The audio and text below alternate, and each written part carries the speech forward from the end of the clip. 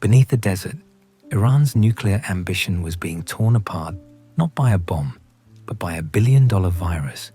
This is the story of how the world's first digital weapon was unleashed after one man, A.Q. Khan, sold the secrets of Armageddon, the ghost of the atomic merchant. The world had held its breath for nearly half a century, its very existence delicately poised on the edge of the abyss. The global order was bound by an invisible terror, a precarious equilibrium known chillingly as mutually assured destruction, MAD.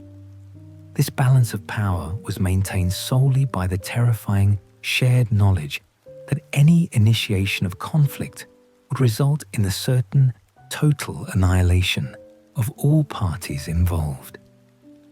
This doctrine had been the cold, harsh bedrock of international relations since the dawn of the nuclear age.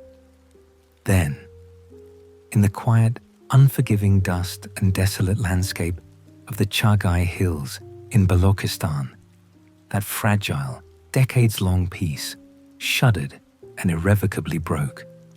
On May 28, 1998, the world watched in stunned disbelief as a blinding flash of incandescent white light erupted over the remote testing site. This was immediately followed by the terrifying subterranean roar of Pakistan's first successful nuclear weapon test, a series of detonations codenamed Chagai-I. This moment marked a profound global shift. The unimaginable had suddenly become merely attainable, shattering the exclusive club of established nuclear powers and ushering in a dangerous new era of proliferation. It was more than just a scientific breakthrough. It was the ultimate shattering proof that the carefully guarded secrets of the atomic age were leaking out. The knowledge once held tightly in the hands of a few powerful nations was now being scattered on the global wind, carried by a man who saw blueprints and centrifuges not as instruments of Armageddon, but as simple transactional commodities. His name was A.Q. Khan, and in the hushed annals of intelligence, he would be remembered as the ghost of the atomic merchant. This was a different kind of commerce, a black market transaction conducted far from the glow of neon signs and the noise of busy marketplaces. This was a trade in pure, destructive potential, operating in the deep, quiet shadows of international shipping lanes and seemingly legitimate businesses. For years, the intelligence agencies of the West had been chasing his spectre, an elusive figure known to be selling the very keys to the atomic club. Khan, a brilliant metallurgist who had once worked in Europe, had returned to Pakistan with the single-minded goal of building their bomb. After his success, his ambition turned cold and global. He sought not wealth in the traditional sense, but influence and a chilling satisfaction in shattering the nuclear monopoly held by the superpowers. His network was a masterpiece of global deceit, a sprawling, intricate web of middlemen, dummy corporations, and shell companies stretching across 3 continents. In this shadow marketplace, nations considered rogue by the West, countries desperate to buy their way into military parity, found a silent partner. North Korea, a hermit kingdom driven by paranoia and isolation, became a client. Libya, under the unpredictable rule of Muammar Gaddafi, was a key purchaser. And most critically for the years to come, there was Iran, eager to assert its dominance in the Middle East. The items being traded were not jewels or illicit drugs, but the meticulously engineered components required for the construction of a nuclear weapon. There were blueprints detailing the exact shape and size needed for a working bomb core. There were thousands of specialized, high-tolerance magnets, vacuum pumps, and specialized steel tubes. But the most important and coveted product was the centrifuge, the sophisticated machine required to enrich uranium, turning raw ore into bomb-grade material. Khan's genius lay in his ability to make this illicit trade look mundane. Centrifuges, in their component parts, could easily be disguised as parts for the petrochemical industry or simple industrial equipment. The chilling, matter-of-fact nature of this commerce allowed entire supply chains to function without question for years. A crate containing thousands of pounds of high-grade maraging steel, necessary for the high-speed rotors of a centrifuge, might be quietly loaded onto a cargo ship in the dead of night, logged merely as industrial piping. The intelligence community, particularly the American Central Intelligence Agency and its close allies, knew that tracking Khan was not about tracking cash, but about following the complex logistics of physics. They needed to find the actual physical materials. The break in the case came not through a firefight or a daring raid, but through the quiet, meticulous work of infiltration and source development. Operatives managed to penetrate the outer rings of Khan's network, turning his own lieutenants against him. They began to receive fragmented reports, shipping manifests, and hushed confessions detailing the vast scale of the atomic merchant's enterprise. For years, the surveillance was quiet, a game of patient, global hide-and-seek.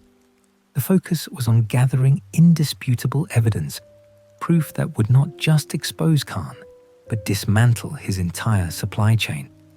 That proof, both chilling and definitive, was finally located in a cargo hold far from any battlefield, in the warm, dry waters of the Persian Gulf. The target was a shipment destined for Libya, one of Khan's most loyal and demanding customers. The cargo was believed to contain the crown jewels of his illicit business: fully assembled centrifuges, the physical manifestation of Libya's nuclear dream. The American and British intelligence services worked in a seamless, silent concert to track the vessel as it moved through the Mediterranean and then into the Middle East. The delicate operation required impeccable timing and absolute secrecy to ensure the cargo was seized without revealing the intelligence sources who had tipped them off. The interception finally occurred in the calm, busy waters off the United Arab Emirates. The ship was halted, brought into port, and quietly searched. What the intelligence officers found confirmed their darkest suspicions and provided the tangible evidence they needed to finally expose the scale of Khan's operations. Inside the crudely built wooden crates that appeared entirely unfit for carrying sensitive, high-precision equipment, were the centrifuges themselves. They were the physical evidence of a shadow war being fought, with manifests and steel. These were not mere blueprints. They were operational, high-speed machines designed to enrich uranium. The seizure of the Libyan shipment served as the undeniable, chilling proof that A.Q. Khan had succeeded in building and running a fully functioning global nuclear supply business. The immediate fallout was profound. Faced with overwhelming physical evidence, Libya's leader, Muammar Gaddafi, made the pragmatic, if humiliating, decision to dismantle his country's nascent nuclear program entirely. For the intelligence agencies, the success was palpable. A major rogue state had been disarmed, and the head of the atomic black market had been exposed and neutralized. Yet the victory was incomplete. The seized centrifuges were not just trophies. They were critical intelligence assets. They needed to be analyzed, studied, and understood in every micro detail because they were not the only machines Khan had sold. While Libya had surrendered its program, two other nations that had benefited from the ghost merchants' trade remained defiant and committed: North Korea and, critically, Iran. The battle had been won, but the secret war to contain the genie that Khan had let out of the bottle was only just beginning. The seized equipment would soon embark on its own silent journey, traveling across the Atlantic to a quiet American town where its secrets would be meticulously extracted in a high-tech, hidden workshop. The secret workshop of Tennessee High, up in the Appalachian foothills, nestled within a landscape of serene rolling hills and quiet forests, lies a place of profound historical significance: Oak Ridge National Laboratory in Tennessee. On the surface, it is a center of quiet, world-class scientific research, but beneath this unassuming exterior, a high-stakes intelligence operation born from a clandestine seizure halfway across the globe was about to unfold. The arrival of the captured equipment at Oak Ridge was an event cloaked in the deepest secrecy, a shipment of immense geopolitical weight disguised as routine cargo. The centrifuges, seized from the atomic merchant supply chain, had made their way from the Persian Gulf to this serene, secret workshop in America. When the crude wooden crates were finally prized open, the scientists and intelligence personnel were met with a tangible proof of global proliferation.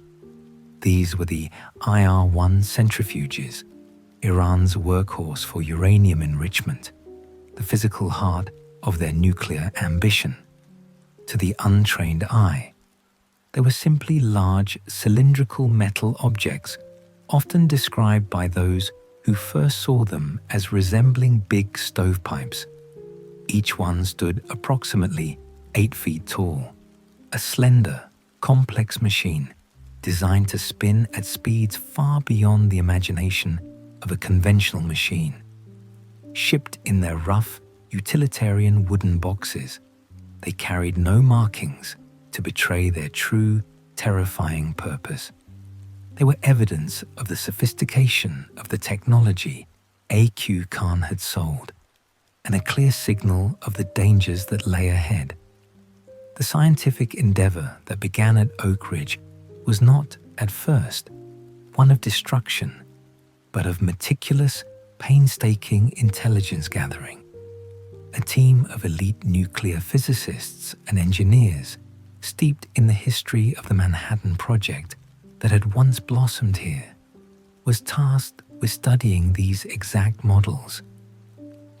They knew that the machines they were dismantling and analyzing were the very same ones Iran was using to enrich uranium.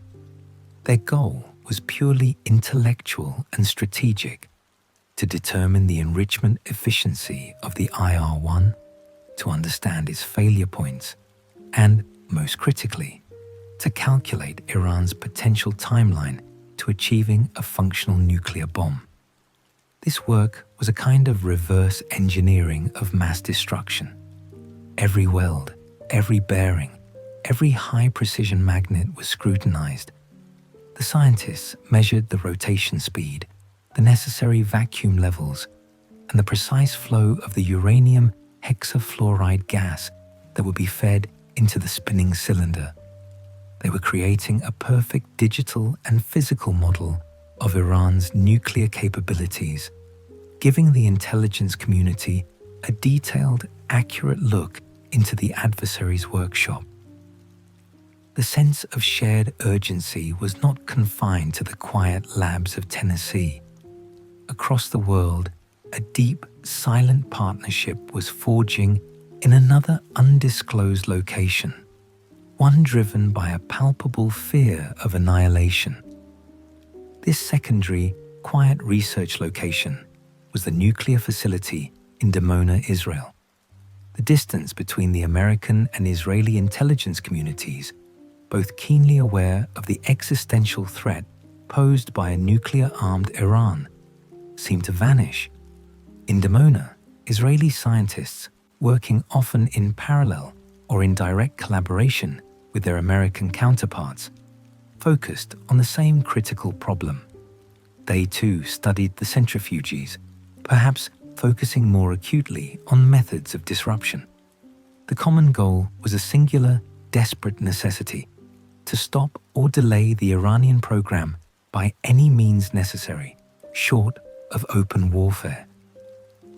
The stakes were uniquely high for Israel, a nation often referred to by Iranian leaders as a cancerous tumor that needed to be eradicated. The key to all this intelligence work, both in Tennessee and in Dimona, lay in a long-simmering covert piece of knowledge: the existence and location of the clandestine Iranian facility. For years, intelligence agencies had been tracking the construction of a large fortified structure near a sleepy Iranian village called Natanz. The construction began quietly around the year 2000, burrowing deep beneath the desert soil. The covert knowledge of the Natanz facility had been a state secret for a long time. Satellite images, intercepted communications, and human intelligence had provided a growing, yet incomplete, picture of this heavily fortified underground complex. The intelligence communities knew that the centrifuges they were studying in Tennessee were destined for the deep, concrete halls of Natanz. It was the physical staging ground for Iran's nuclear ambition, a fortress designed to withstand conventional attack. The work at Oak Ridge, with its echoes of the Manhattan Project history, provided a powerful, almost symbolic lineage for this new, secret scientific work. Decades prior, that facility had housed the massive, world-changing scientific effort that built the first atomic weapons. Now, the same ethos of world-changing, secret scientific work was being applied, but with a different focus. Not to build a weapon, but to disarm a weapon before it could be completed.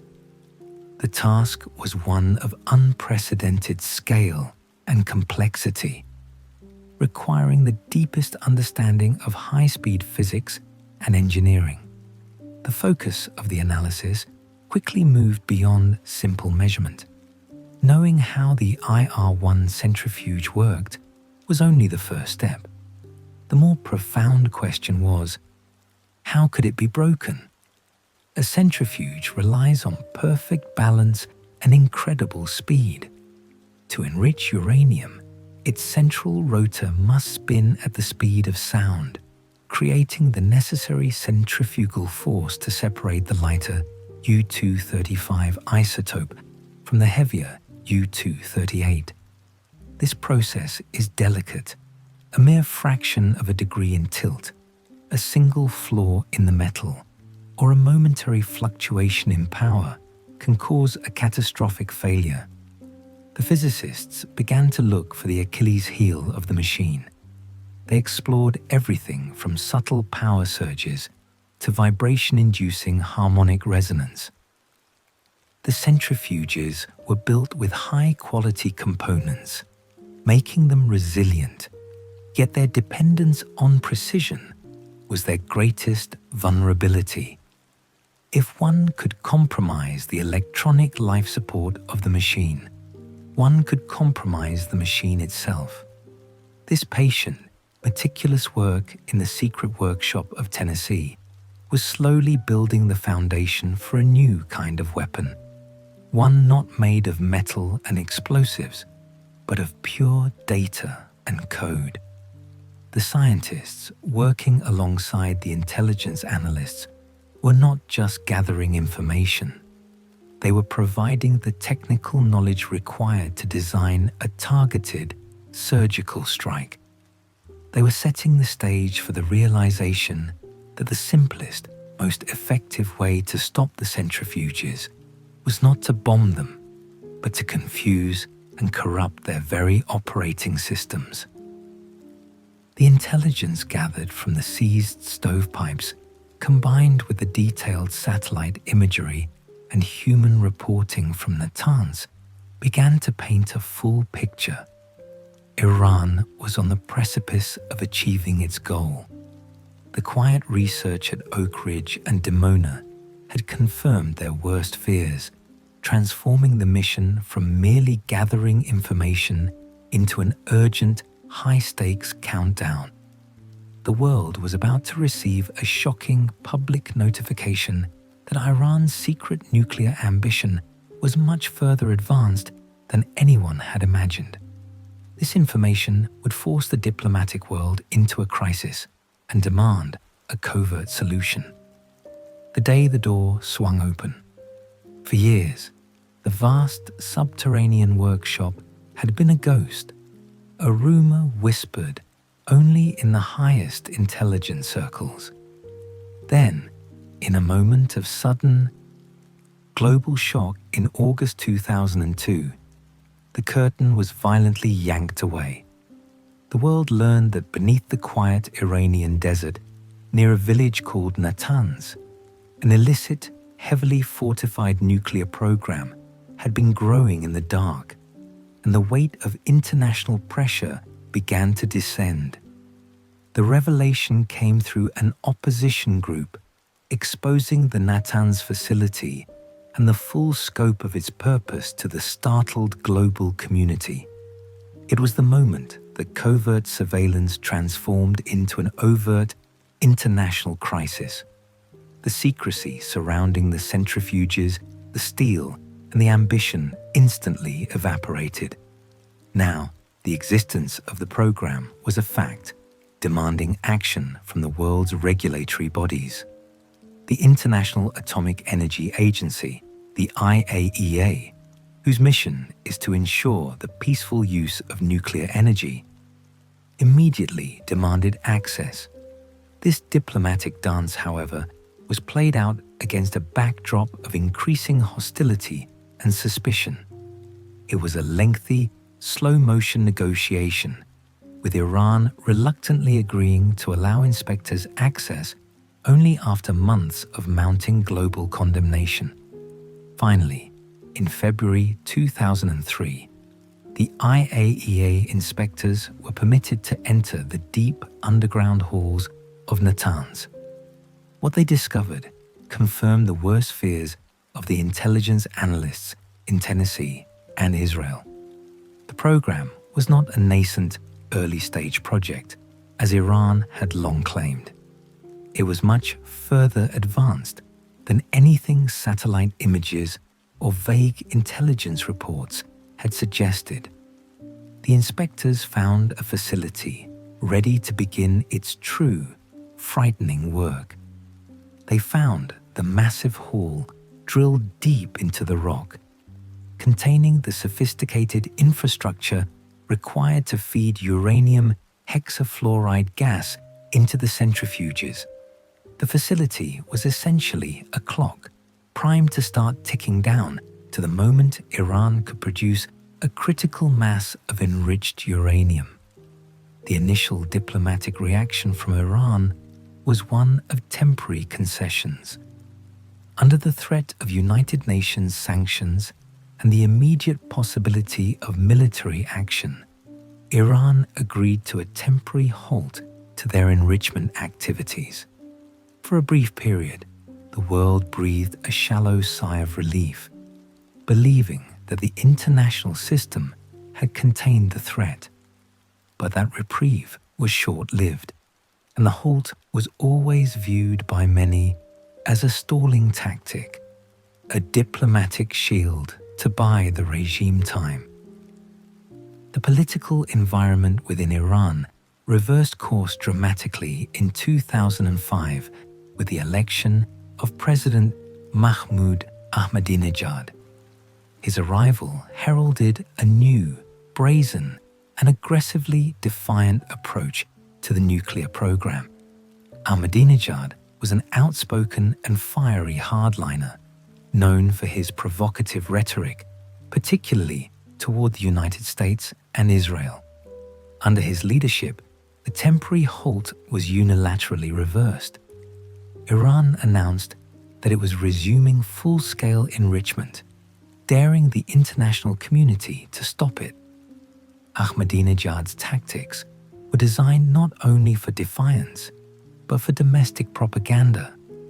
He brazenly invited the domestic and international press to tour parts of the facility, allowing cameras to film rows of spinning centrifuges.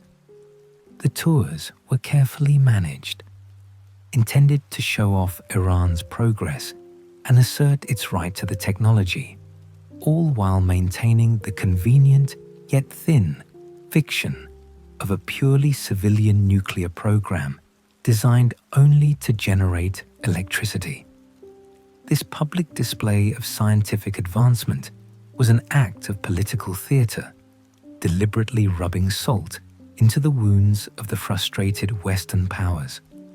The most furious and cornered response came from the American administration, led by President George W. Bush and Vice President Dick Cheney.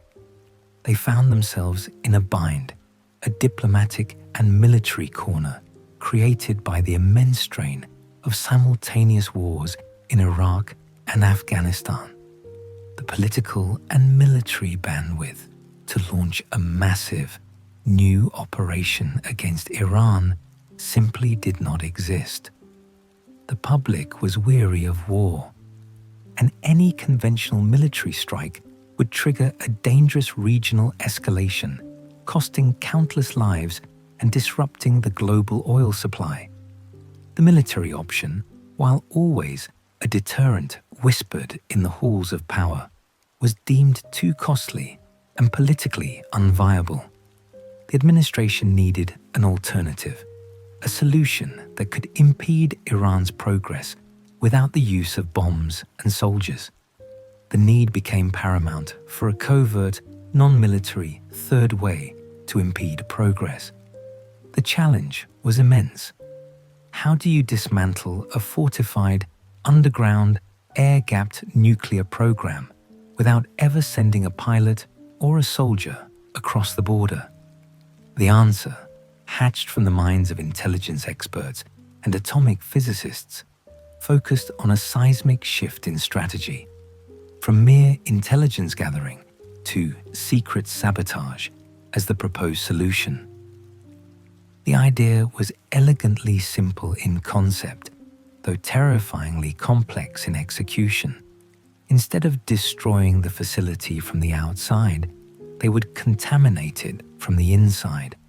The plan was to delay Iran's progress by months, perhaps even years, without ever revealing the identity of the attacker.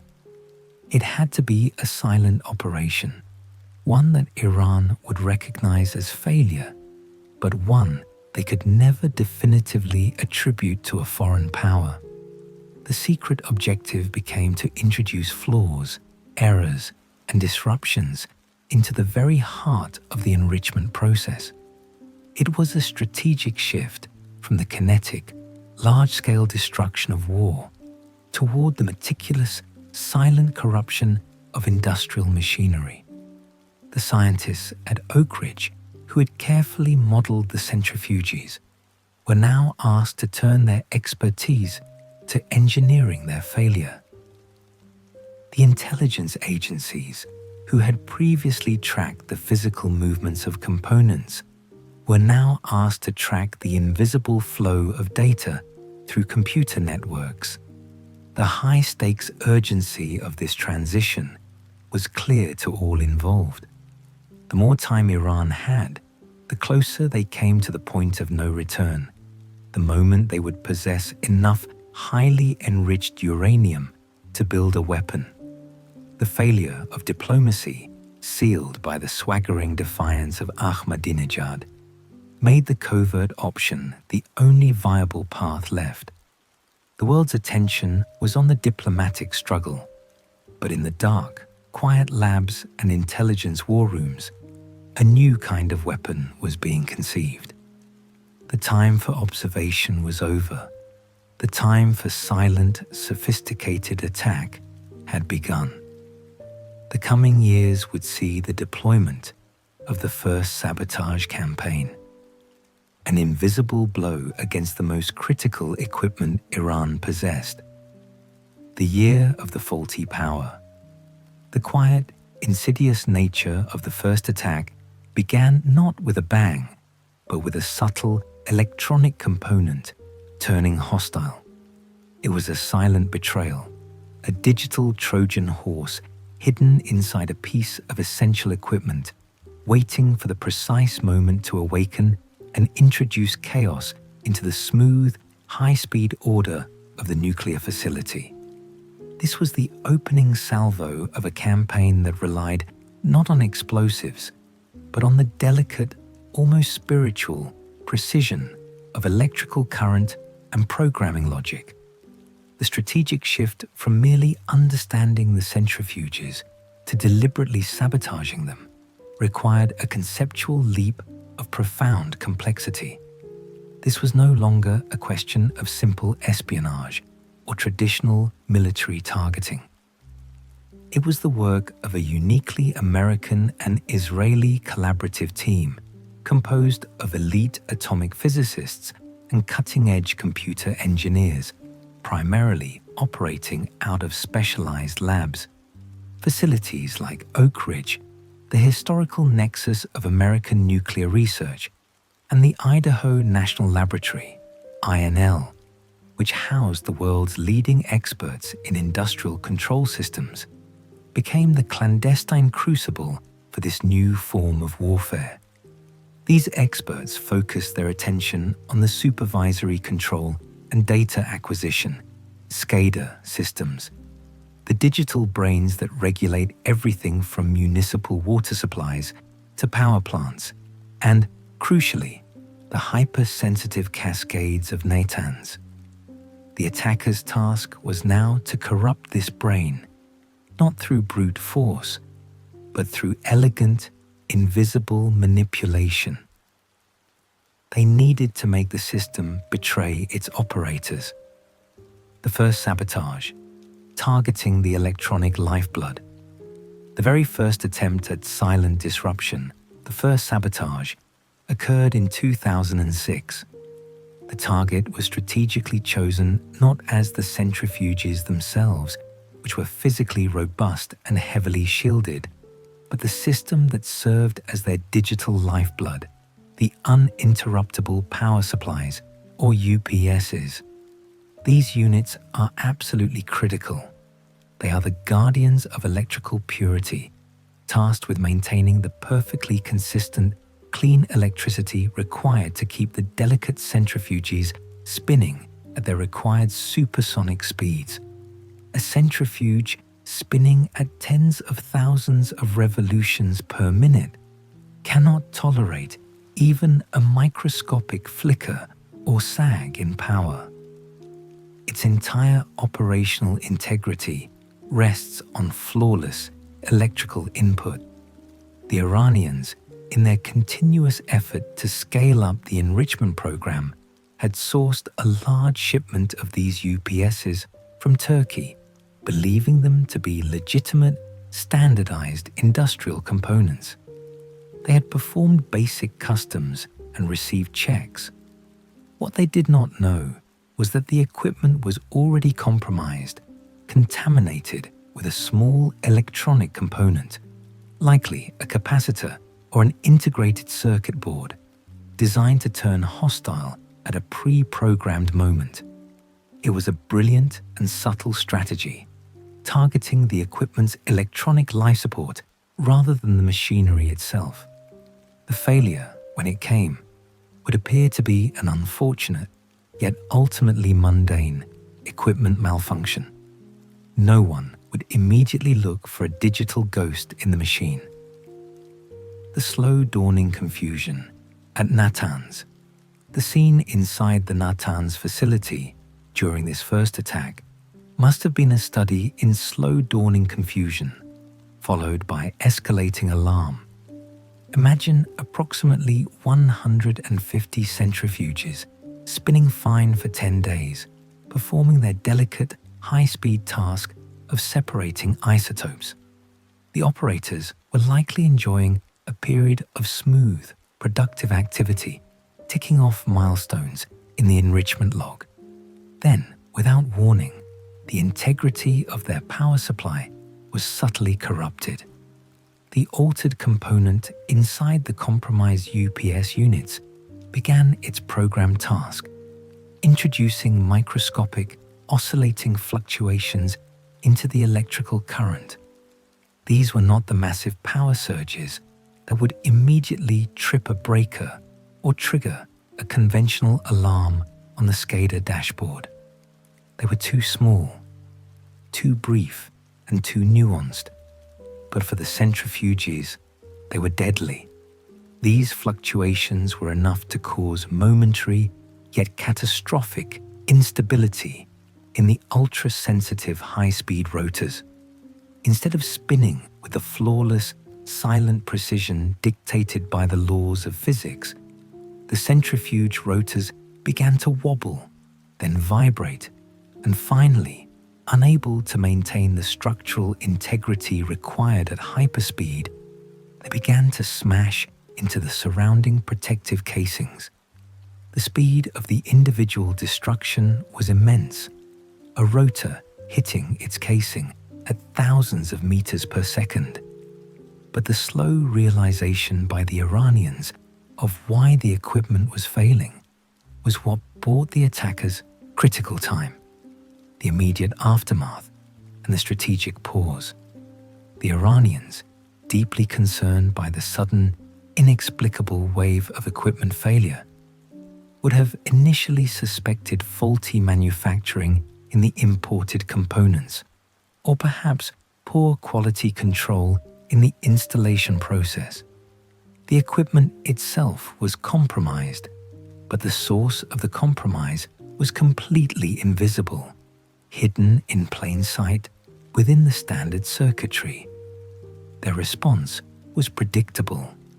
They disassembled the broken UPS units, ordered replacements, and attempted to clean up the damaged cascade halls, which were now littered with the twisted remnants of high-tolerance aluminum and carbon fiber rotors.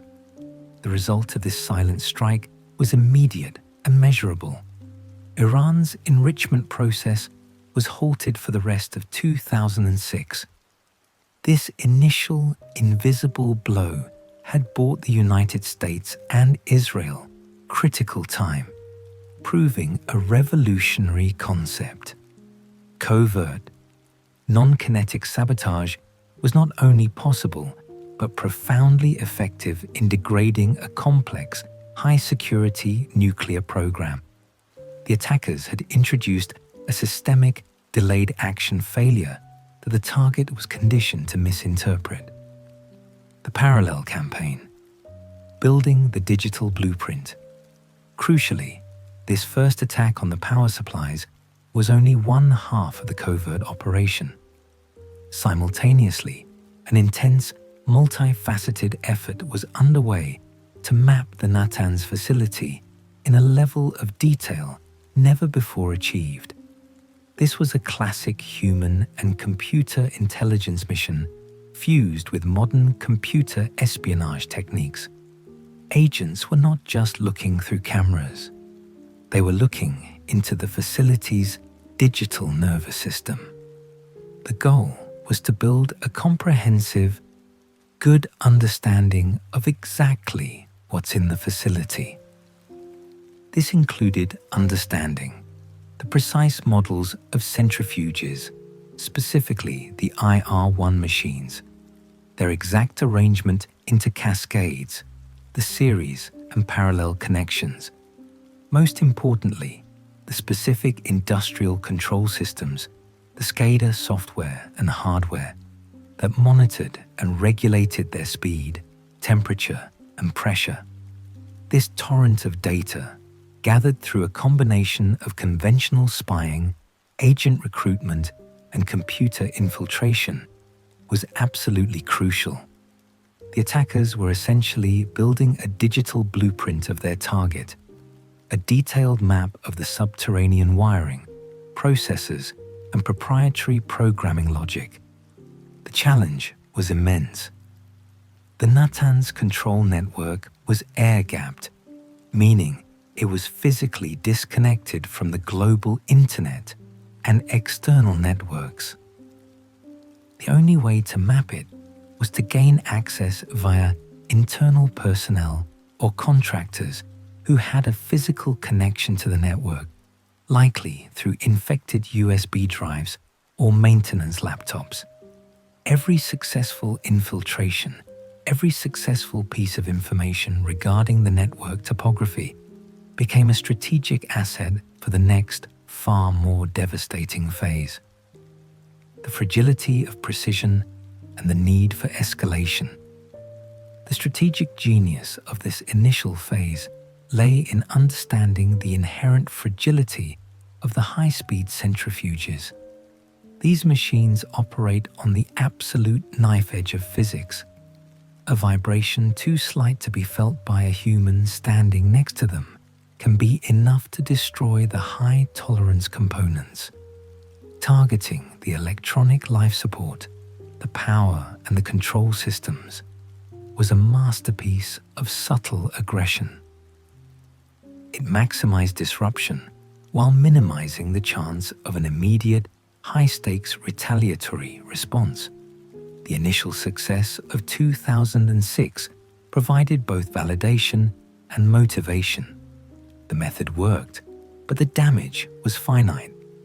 The halt in enrichment lasted for months, but the Iranians were resilient and had begun to replace the faulty power equipment, sourcing new UPS units and tightening their procurement process. The pause was temporary. The US and Israeli teams knew they needed a more robust, more permanent, and more targeted weapon, a digital tool that could not only interrupt power, but could actually seize control of the physical actions of the centrifuges, and critically, deceive the operators into believing everything was functioning perfectly on their control screens. The covert operation had moved from being a proof of concept to being a full-scale, weaponized program. The successful sabotage in the year of the faulty power had simply laid the groundwork. The intelligence gleaned, the complete map of the digital network, and the full understanding of the IR-1's mechanical and electronic vulnerabilities was now ready to be fused with the most sophisticated computer code ever created. The time bought in 2006 was now dedicated to engineering a surgical, digital weapon of unprecedented precision. The next phase would require a catastrophic failure, one so complete that it would serve as definitive proof of the program's power, a shattering proof needed to convince the highest levels of government to unleash the world's first true digital weapon. The shattering proof, a digital weapon's physical reality. The sound began subtly, a high-pitched whine that escalated into a frenzied metallic shriek. In the sterile, high-security testing facility, far from the geopolitical hotspots it was designed to influence, this sound was the harbinger of a terrifying new reality. It was the noise of a sophisticated, high-speed centrifuge, the kind that spun at supersonic velocity to enrich uranium, losing its equilibrium and tearing itself apart. The location, likely a classified lab near Oak Ridge, Tennessee, echoed with the confirmation that digital destruction could be delivered thousands of miles away, across continents, and behind closed digital doors. This catastrophic failure engineered by lines of silent code, was the proof of concept for a weapon unlike any the world had ever conceived. The ticking clock, an Israeli fever pitch. The calendar marked 2007, a year heavy with mounting global anxieties. In Iran, the nuclear program had shaken off its recent setbacks. Crucially, the discovery and replacement of faulty power supplies meant the centrifuges were no longer a problem of internal mismanagement. They were spinning again, aggressively restarting the enrichment process. Every rotation was a beat in a potential countdown to a nuclear weapon capability, a countdown that was being tracked second by second in intelligence agencies worldwide. The reverberations were felt most acutely in the Middle East, where the extreme nervousness of Israel had curdled into a palpable, collective fever pitch. Iranian leadership, unbowed and belligerent, maintained a steady stream of defiant rhetoric. Public statements repeatedly referred to Israel as a cancerous tumor that must be excised from the region, transforming existential fear in Tel Aviv into an urgent call for preemptive action. The shadow of a conventional airstrike was not a mere diplomatic threat. It was a large, looming, and terrifyingly real possibility. For Israel, history offered a clear, chilling precedent that was both a justification and a blueprint. In 1981, they had executed Operation Opera, a swift and successful strike that destroyed Saddam Hussein's Iraqi nuclear reactor at Osirak. More recently, in 2007, the success of Operation Orchard against a suspected Syrian nuclear facility cemented their doctrine.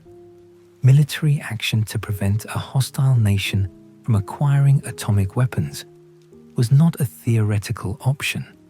It was a proven, high-probability strategy. The desperate search for a digital alternative.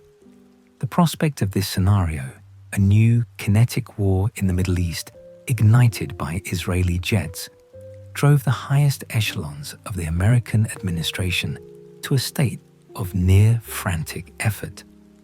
President George W. Bush and his key advisors understood the devastating chain reaction a conventional strike would trigger. It would not only risk Israeli pilots and soldiers, but would almost certainly ignite a catastrophic regional conflict, destabilizing global oil markets and creating a humanitarian crisis of immense scale. Their primary mission became the foremost of deterrence: to find a way to convince Israel to hold off on a kinetic strike, to keep the fighter jets grounded and the bombs in their magazines.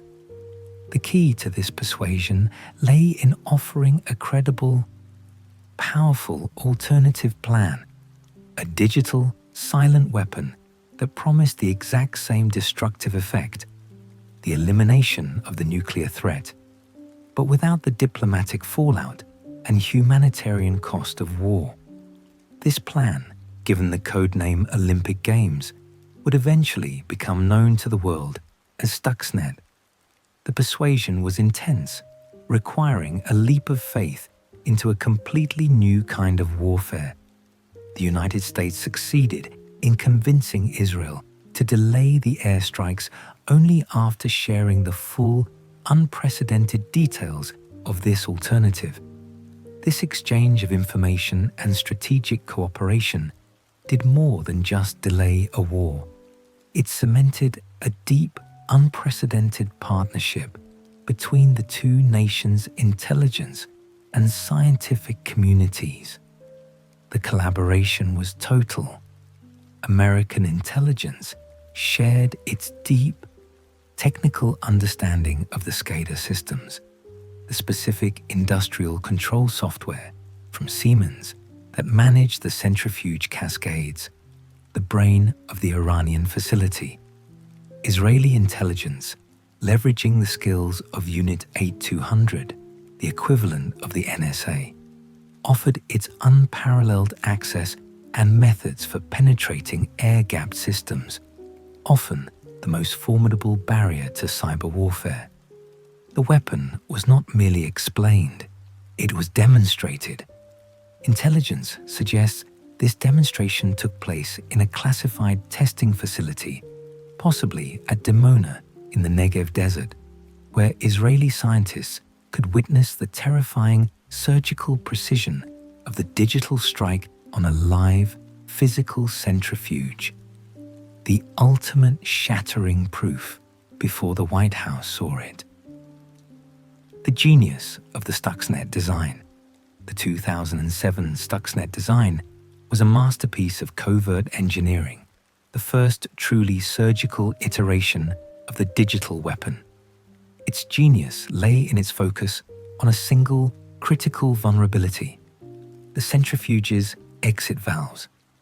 These valves are the flow controllers.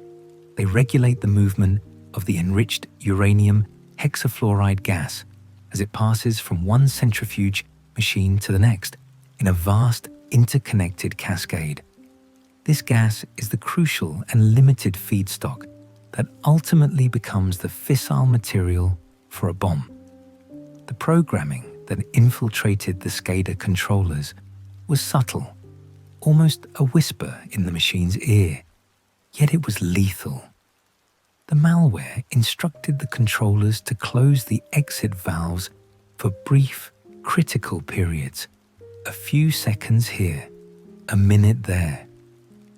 But as the centrifuge continued to spin at its predetermined supersonic speeds of over 1,000 revolutions per second, the gas trapped inside could not escape. The physics was undeniable and brutal. Friction and pressure increase. The continued high-speed spinning of the gas molecules against the inner rotor wall, with no exhaust, caused an intense rise in friction and pressure within the sealed system. Intense heating. This increase in internal pressure translated into a rapid, elevated temperature increase of the uranium hexafluoride gas. Solidification. At a specific elevated temperature, the gas would undergo a dramatic phase change. It would solidify, turning the highly volatile gas into a heavy, abrasive, solid mass, a metallic powder. Catastrophic wobble. This solid mass, no longer a balanced gas, would catch the ultra-fast spinning rotor, instantly and violently throwing the entire machine into a catastrophic wobble. The immense rotational energy, once perfectly balanced and stable, was instantly transformed into destructive, self-cannibalizing vibration. Destruction.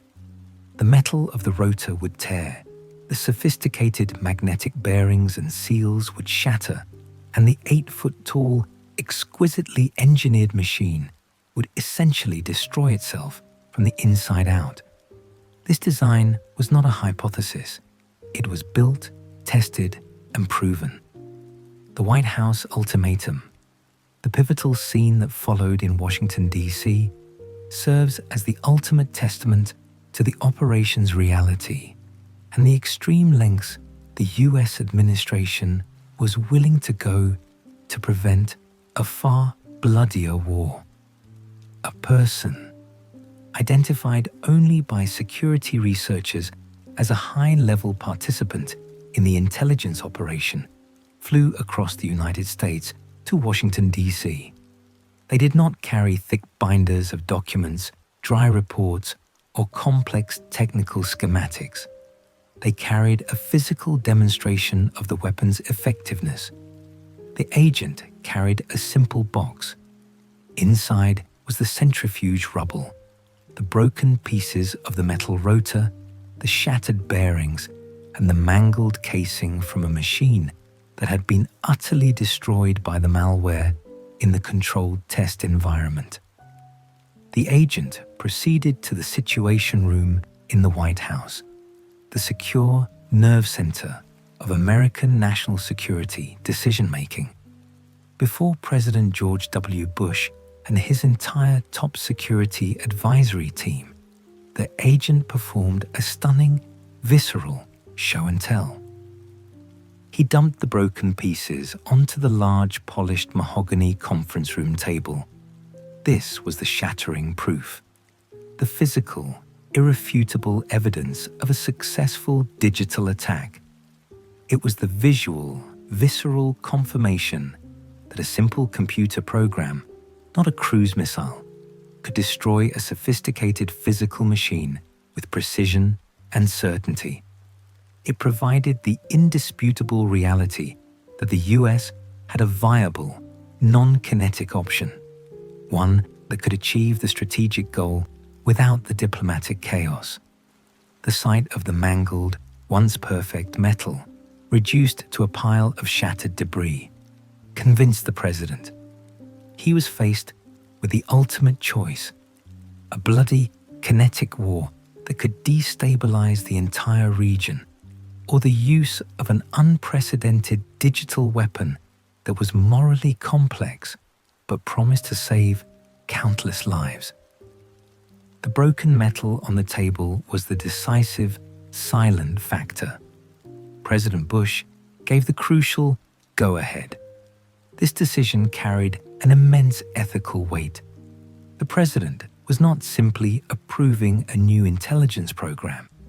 He was giving authorization to unleash the world's first true digital weapon, a program explicitly designed to cross the boundary from the virtual world into the physical one, causing physical damage and economic loss to a sovereign nation's industrial infrastructure. The die was cast. The era of digital physical warfare had begun, irrevocably sealed by a pile of fractured metal lying under the fluorescent lights of the Situation Room. The next step was immediate: execution. The weapon was ready. The target at the Natanz facility was mapped with terrifying detail, and the command was given. The challenge was no longer one of design or authorization, but of delivery.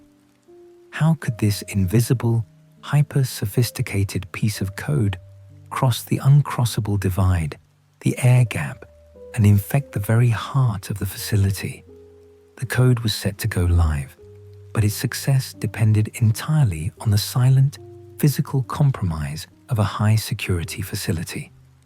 The agonizing waiting period for the first sign of success was about to begin. The digital infiltrator, the bridge, across the void and the genesis of deception. The ultimate technological challenge was not the creation of the virus itself, but the odyssey it was mandated to undertake. It was a question of how an invisible weapon could successfully cross the uncrossable divide, the air gap that secure physical separation where the world's most sensitive computer systems are completely disconnected from the open internet. This was a problem of digital logistics, demanding an almost absurdly physical solution. The architects of this digital weapon were faced with a paradox: how to wage a cyber war against a system that was fundamentally, physically resistant to cyber attack. The primary distribution problem was elegantly simple and terrifyingly secure. The Natanz computers, which exercised direct, minute control over the crucial uranium-enriching centrifuges, were operating on a strictly internal, isolated network. They had no connection to the outside world, no phone line, no conventional modem, and absolutely no Wi-Fi antennae to betray their isolation. The entire facility was a fortress of digital separation. The solution that the combined US and Israeli teams devised was both audacious in its strategic thinking and profoundly low-tech in its execution, a physical compromise delivered via a common universal serial bus USB stick. The most sophisticated, self-replicating, industrial sabotage weapon ever conceived, the Stuxnet worm, would have to be delivered on a common, everyday memory device, indistinguishable from a dozen others found in an office supply drawer. The pinpoint delivery, launching into the wild. The covert distribution of these weaponized USB sticks required patience, precision, and an agonizing measure of luck and human psychology. These devices were not merely scattered haphazardly. They were launched into the wild with the intention of targeting specific individuals known to move between the outside world and the air-gapped inner sanctum. The entire operation's success hinged on getting the device into the hands of a worker, contractor, or scientist who had legitimate, physical, and unquestioned access to the Natanz facility's secure network. The Natanz facility's high security meant that a casual parking lot drop was entirely insufficient. The attackers had to track the movements and professional routines of key personnel, often non-Iranian contractors from specialized engineering firms who visited the facility to service non-nuclear, yet essential, equipment like sophisticated air conditioning systems, lighting arrays, or industrial pump controls. These individuals were the unwitting keys to the kingdom.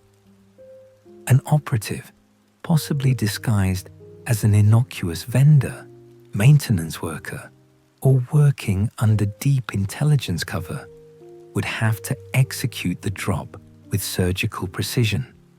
The compromised USB stick had to be left where one of these specific, targeted individuals would reliably pick it up, driven by a natural human impulse, curiosity, convenience, or a simple sense of duty about a lost item. The high-stakes hope was that the employee, assuming it held a lost work file, a schematic, or simply a free memory device, would plug it into one of the facility's internal Windows machines before any formal security protocol could check it. Once physically connected to the targeted machine, the malware was engineered to exploit a profound, unknown flaw in the operating system, a zero-day vulnerability. This critical flaw allowed the malware to automatically execute and install itself without the user having to click, open a file, or perform any confirming action. The initial entry was the most crucial, the most precarious, and the most invisible part of the entire operation.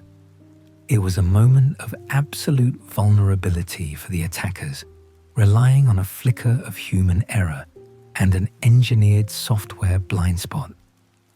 The silence of the air gap, an agonizing wait. After the digital infiltrator had been deployed via its analog delivery system, the intelligence communities, the NSA, and the allied Israeli units entered a profound period of agonizing wait. The air gap, the very defense that protected the Iranians, now ironically served as a cloak for the attackers. They had zero visibility into the target network. There were no logs, no internal status updates, no digital read receipts, and absolutely no way for the worm to phone home and confirm its successful installation. They had, in essence, fired a silent, invisible arrow into the dark, and they could not hear where it had landed. The only way the attackers could confirm the operation's success was to patiently wait for clues from the outside world. The subtle and often bureaucratic language of confirmation provided by third-party observers. Specifically, this meant waiting for local news reports concerning unexplained industrial failures, or, most importantly, the periodic, sober inspection reports published by the International Atomic Energy Agency, IAEA. The first subtle yet profoundly meaningful signs of success arrived with the 2007 IAEA inspection reports. These documents, known for their dry, bureaucratic, and highly technical tone, began to note anomalies that suggested deep, persistent operational issues at Natanz. Issues that defied simple human error or maintenance failures. The reports began to describe the Iranians having problems with the centrifuges, noting they were inexplicably wasting gas and were not progressing with their uranium enrichment as planned. The language was meticulously dry, but the implications were profound to those who knew what to look for. Something unseen, something systemic, was causing catastrophic failure behind the thick walls of the facility. The masterpiece of destruction, physical collapse. The subtle mechanism of the Stuxnet virus was a masterpiece of digital deception engineered for physical destruction. Once the worm had successfully infected an internal Windows machine and found its way to the specialized SCADA, supervisory control and data acquisition systems that manage the industrial process, it began its targeted assault. It identified the precise models of centrifuges and began exploiting their core vulnerability, high-speed kinetic energy. The 2007 version of the malware contained a devastatingly simple but effective payload. It closed the essential feed and vent valves connected to the centrifuges at the wrong time. Centrifuges spin at extraordinary, near supersonic speeds, relying on the smooth, gaseous flow of uranium hexafluoride, text of $6, to maintain their equilibrium. When the malware closed the valves, the intense pressure and the sudden stop in the flow caused the nartext of $6 gas inside the spinning rotor to solidify. This now solidified uranium became the weapon itself, catching the spinning rotor and causing the centrifuge to violently wobble, shear off its bearings, and ultimately crash into its neighbors in the cascade. The result was not just the loss of the single machine, but often a ripple effect of destruction that took down the surrounding centrifuges, compounding the damage exponentially. Furthermore, this act of destruction consumed the highly limited supply of uranium hexafluoride gas that was already in the system. The gas is fed into the centrifuge and takes a long, meticulous time to cycle and enrich. Wasting the gas meant wasting months of painstaking work and scarce material. The combined effect, destruction of equipment and destruction of material, slowed the enrichment process to a painful, time-consuming crawl, the imperfect victory, and the ticking clock. However, the success was only partial, a mere holding action. The intelligence assessments, after meticulously reviewing the IAEA reports and other sparse clues, indicated that the damage had only slowed Iran's progress by approximately 30%. This was a significant percentage, a notable setback for the Iranian program. But for one of the primary architects of the attack, Israel, it was not enough. For the Israelis, whose strategic calculus was perpetually driven by the imminent existential threat of a nuclear-armed neighbor, a 30% delay was merely a pause, a temporary inconvenience. It was not slowing the progress enough for Israel to feel comfortable. The threat of a conventional airstrike, with all its inherent diplomatic and military risks, remained a distinct and present danger. The initial attack proved the concept. A digital weapon could cross the air gap and cause measurable, physical destruction. But the 2007 version of the worm lacked the necessary duration and punch to truly cripple the program for the long term. It was a successful first strike, but emphatically not a knockout blow. The Iranians, learning from their inexplicable operational issues, were already fixing the valve problems, replacing the broken centrifuges, and hardening their internal network defenses against unknown threats. The scientists and programmers realized they needed a new, far more sophisticated method of damage, one that did not rely on a simple, discoverable valve closure, but on a deeper, more fundamental and harder to diagnose manipulation of the centrifuge's physics and control systems. The operation had confirmed the concept of digital infiltration, but the ultimate decisive weapon had yet to be fully deployed. The groundwork was complete, but the masterpiece of long-term structural destruction was still being engineered.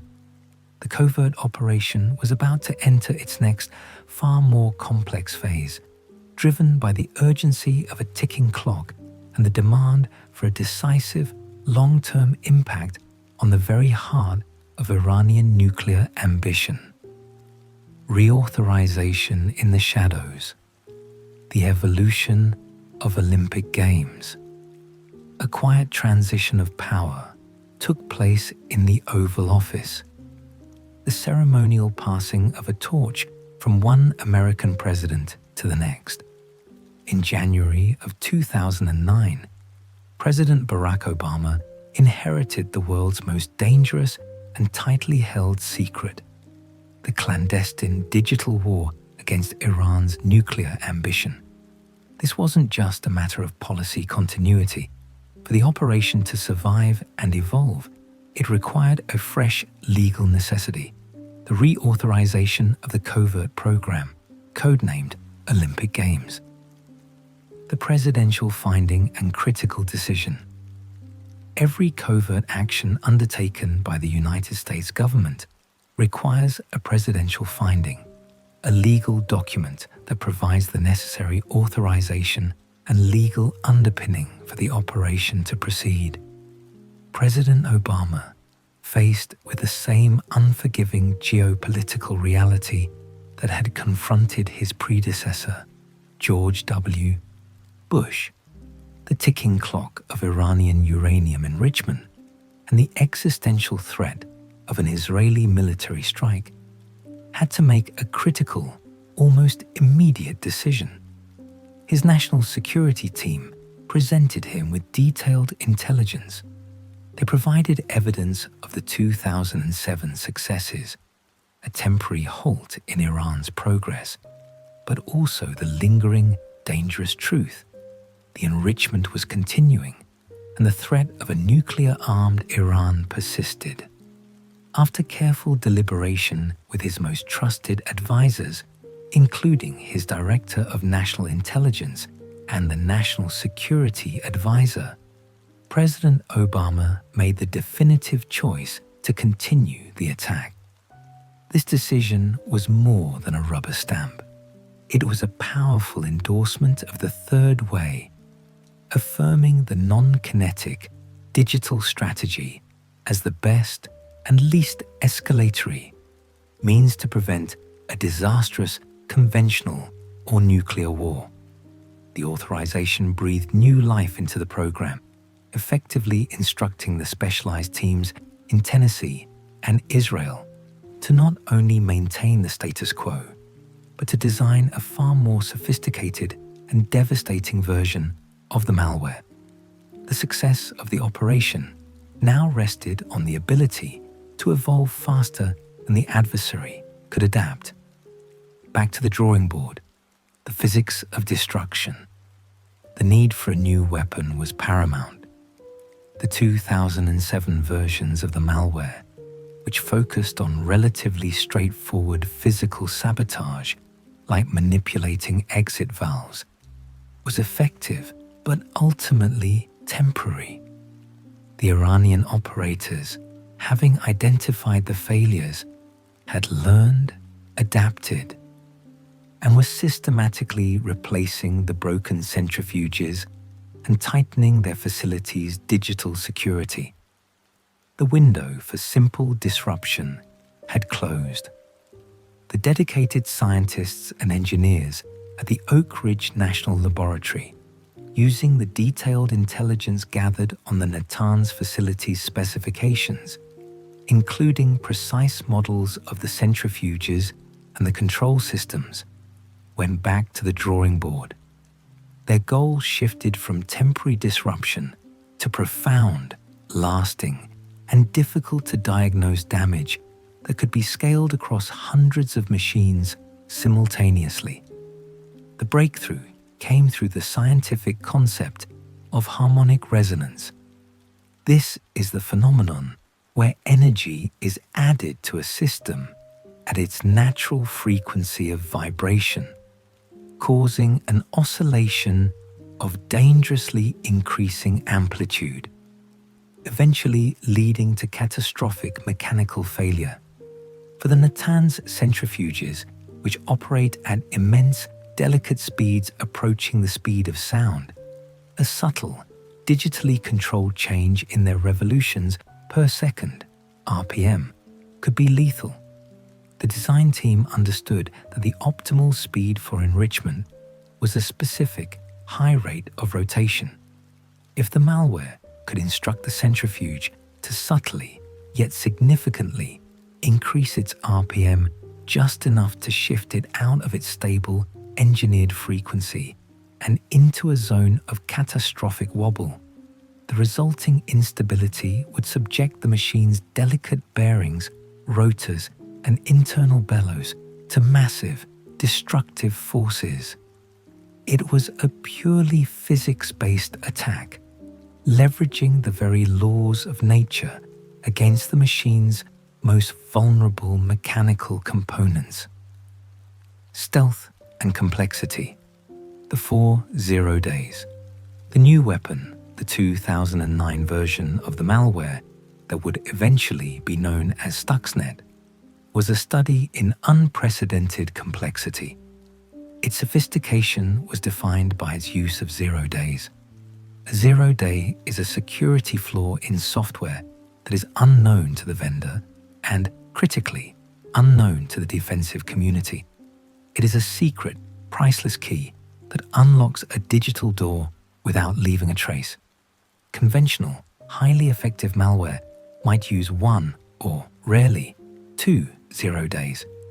Stuxnet used an astounding 4 separate, critical 0 days, an unprecedented level of technical resource expenditure that immediately signaled the capabilities and dedication of its state-level creators. This multi-layered infection process was built for maximum stealth and persistence, operating in several distinct, interdependent phases. 1. Gaining a foothold. The malware had to first breach the air gap, the physical separation between the facility's internal network and the public internet. Once inside, it achieved initial installation by infecting a standard Windows machine on the network, exploiting one of the unknown software bugs to install itself automatically. This was the initial entry point. 2. The digital forgery, stolen certificate. To make the malicious code appear absolutely legitimate and bypass initial internal security scans, the attackers performed an extremely sophisticated deception. They utilized a stolen, authentic digital certificate pilfered from legitimate Taiwanese hardware manufacturers. This certificate allowed the code to pass itself off as an approved signed driver from a trusted vendor. To the computer's security software, the malware looked like a harmless, essential software update. This was a massive technological effort to grant the virus a free pass into the most secure parts of the network. 3. Targeting the industrial brain, SCADA. Once established in the Windows system, the malware had to navigate the network to find its ultimate target, the SCADA, Supervisory Control and Data Acquisition, software, the industrial controllers manufactured by Siemens. It would then exploit another unknown bug specific to this control software. This step was critical, allowing the digital weapon to bypass all conventional network security measures and gain full administrator-level control over the physical inputs and outputs of the centrifuges. 4. The operator's deception, the green light. The final, most devastating layer of deception was aimed directly at the human operators. The virus was designed to specifically trick the monitoring software into showing that everything was fine, while the malware was secretly instructing the centrifuges to spin wildly out of control through the resonant frequency attack. The screens in the control room would display a constant, reassuring green light, showing stable rotation speeds and normal temperatures. The centrifuges would be silently destroying themselves, yet the operators would remain convinced that their systems were functioning perfectly. This multifaceted approach, fueled by the 4 days, was the culmination of years of scientific and intelligence collaboration between the US and Israel. The sheer expense and rarity of these 0 days was the clearest indicator of the resources involved. Only a nation-state with vast funding and deep access to elite researchers could amass and deploy such a powerful collection of digital vulnerabilities. A new era of digital warfare. The new weapon, developed under the watch of a new president, represented an evolution of digital warfare from mere disruption to targeted, undetectable destruction. It was no longer enough to temporarily break the machines. The goal was to instill profound confusion and paranoia in the Iranian scientists, making them doubt the fundamental reliability of their own equipment and systems, a form of psychological warfare waged through physics. The brilliance lay in making a catastrophic physical failure look like a flawless success on the control panel. With President Obama's reauthorization, the refined, more powerful version of Stuxnet was ready for deployment. The team was no longer relying on a one-time failure of power supplies or simple valve closures.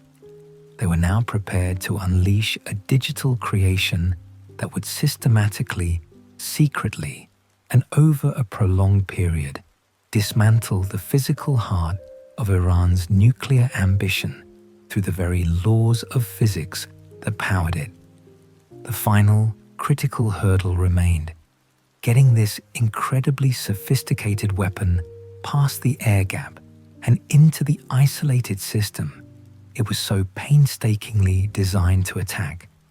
The stage was set for the deployment of a digital masterpiece, a work of impossible sophistication and stealth, poised to redefine the nature of covert action. The digital watchmaker's precision, the uncontrolled wave. The new virus was more than just code.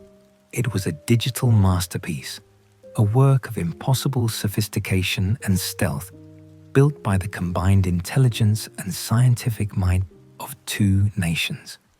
It represented the pinnacle of computer espionage, a digital weapon designed to function with the precision of a watchmaker, yet carry the devastating force of a wrecking ball. The 2009 version of Stuxnet was ready for launch. Reviewing the features of this unprecedented weapon highlights its terrifying genius. Its precision was absolute, targeting only the specific Siemens controllers regulating the IR-1 centrifuges at Natanz, leaving every other computer system in the world untouched. Its stealth was nearly perfect, utilizing 4 unknown vulnerabilities, or 0 days, and a stolen digital certificate to appear legitimate. Its effectiveness was guaranteed by leveraging the fundamental physics of the centrifuges themselves. This was not a blunt force attack. It was a surgical tool designed to alter the physical world by corrupting digital commands. The architecture of collaboration. This level of engineering was the direct result of an intense, collaborative effort. The resources of the United States, specifically the technical expertise of the National Security Agency, NSA, and the intimate knowledge of industrial control systems housed within the Department of Energy labs like Oak Ridge, were fused with the strategic access and operational genius of Israeli intelligence units, most likely Mossad and its cyber wing, Unit 8200. This was a complex, interwoven structure where American scientists provided the unique understanding of the centrifuge's failure points, and Israeli programmers refined the malicious code and its methods of infiltration. The process was a constant loop of intelligence sharing, code modification, and rigorous testing in isolated environments that mimicked the target network. The American side had the physics, knowing exactly what digital changes, the precise shifts in motor speed and frequency, would cause a physical catastrophe through harmonic resonance. They understood the when and how of destruction. The Israeli side had the access and the unique capability to embed the code with the right degree of aggression and stealth, designing the intricate digital delivery system. Together, they forged a weapon that could infect, seek out the specific SCADA, supervisory control and data acquisition systems, and then alter the physical commands without tripping any alarms in the control room. The collaboration was a seamless, albeit clandestine, digital assembly line. US engineers provided the blueprint for the destructive payload, the digital equivalent of a timed explosive, and the Israeli team engineered the perfect shell, an unbreakable casing that used multiple 0 days to tunnel deep into the target environment. The complexity was astronomical. The final code contained thousands of lines dedicated purely to reconnaissance and validation, ensuring it would only detonate upon finding its precise and unique target signature. This dedication to specificity was their highest priority, the ultimate expression of the watchmaker's precision. The critical flaw, the birth of the worm. However, even with the weapon finalized, the fundamental problem of delivery remained. The original universal serial bus-based method used in 2007, while successful, was proving too slow and unreliable. It was not infecting enough of the systems, and the Iranians were growing increasingly wary of lost or found media devices. The teams realized they needed a more automated and aggressive spreading mechanism to ensure the weapon successfully breached the air gap, the physical isolation of the internal network, and propagated throughout the internal network with speed and certainty. It was at this critical junction that a decision was made that would ultimately betray the entire operation's core principle of absolute precision. Intelligence suggests that Israel, possibly acting without the full and explicit knowledge of its American partners, added a far more aggressive spreading mechanism to the Stuxnet code. They transformed the surgical strike weapon into a worm is a type of malware that has the ability to self-replicate and spread autonomously across a network, hopping from one computer to the next. The addition of this feature solved the immediate distribution problem, giving the attack the necessary momentum, but it introduced an element of catastrophic, uncontrollable risk, the possibility of the weapon escaping its target environment and spreading globally.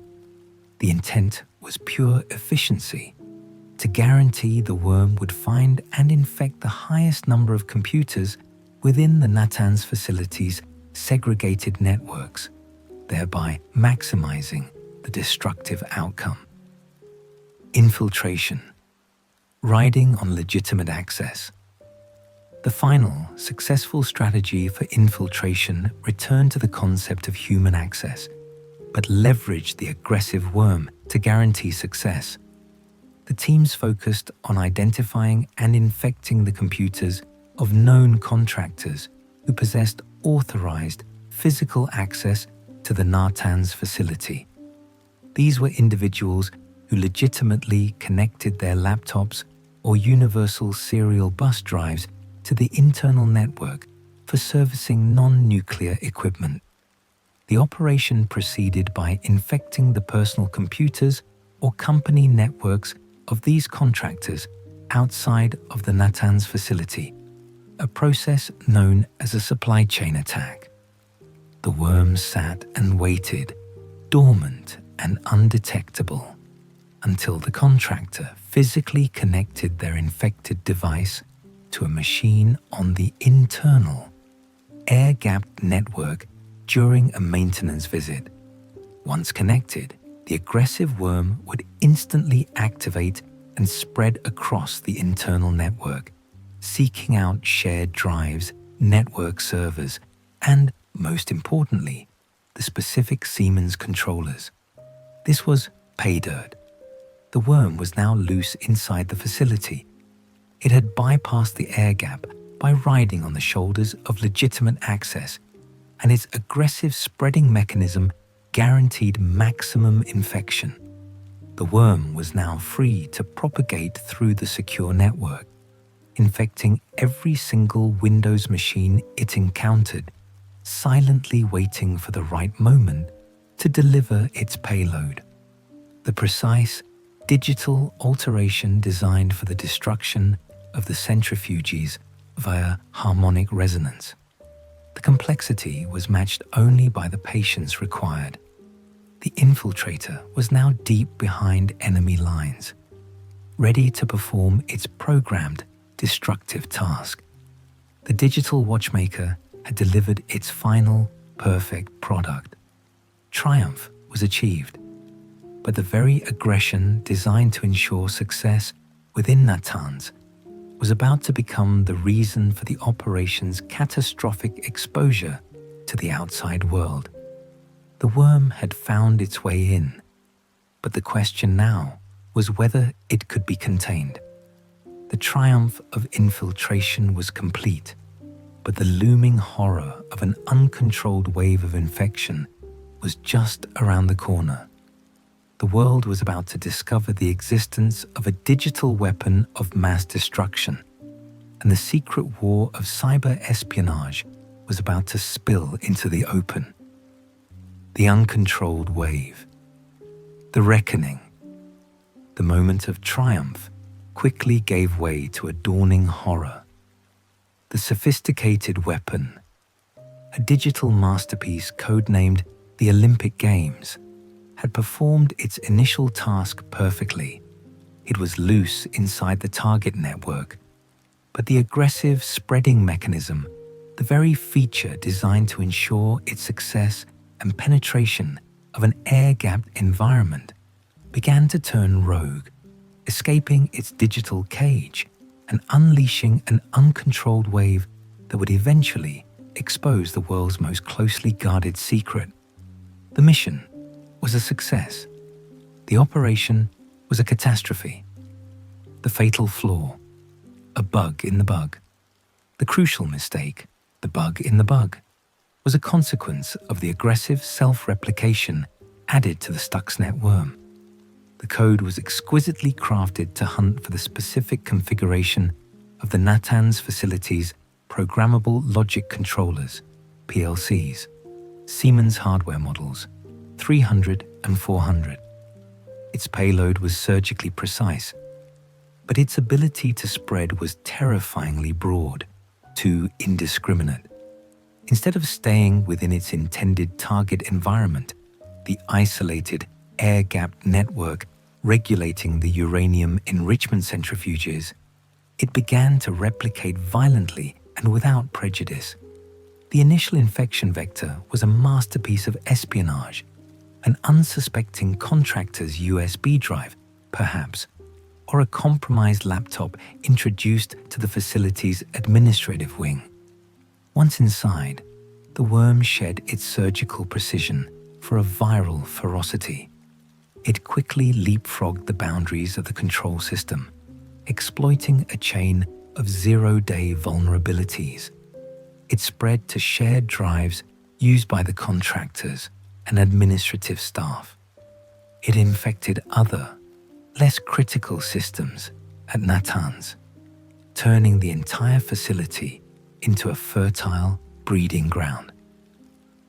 The containment perimeter, the supposed air gap, was breached, not by external hacking, but by internal egress, through the unsuspecting computers of the contractors, specifically those engineers who routinely traveled between the Natanz facility and other connected administrative or research centers. The worm began to travel. It moved to other facilities within Iran that were connected by the same supply chains or personnel. Most dangerously, when those contractors or infected engineers connected their laptops to the open internet, be it at a Tehran coffee shop, a family member's home, or an international airport, the worm found its gateway to the rest of the world. The target had been isolated. The weapon had not. Crisis in the Situation Room. Back in Washington, this uncontrolled escape triggered a wave of genuine panic that rippled through the highest echelons of power. Intelligence monitoring, which had been tracking the worm's success with quiet satisfaction, suddenly picked up alarming signs of the sophisticated malware spreading to networks far outside of its intended, highly specific target area. The telemetry indicated a rapid, exponential, global proliferation. This led to a frantic, high-level meeting, a moment of crisis in the Situation Room.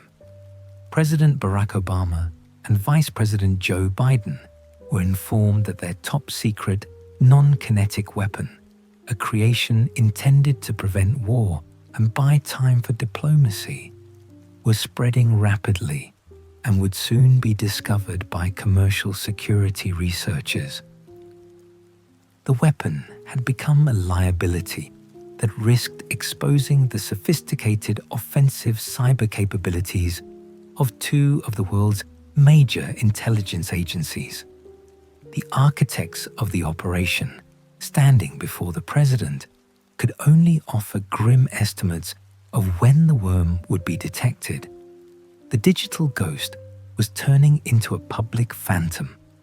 The immediate concern shifted from damaging the Iranian program to managing the fallout and, impossibly, attempting to recall the weapon.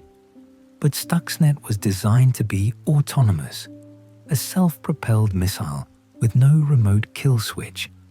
The genie was out of the bottle, and the world was about to be introduced to a new class of digital warfare: the silent, systematic destruction.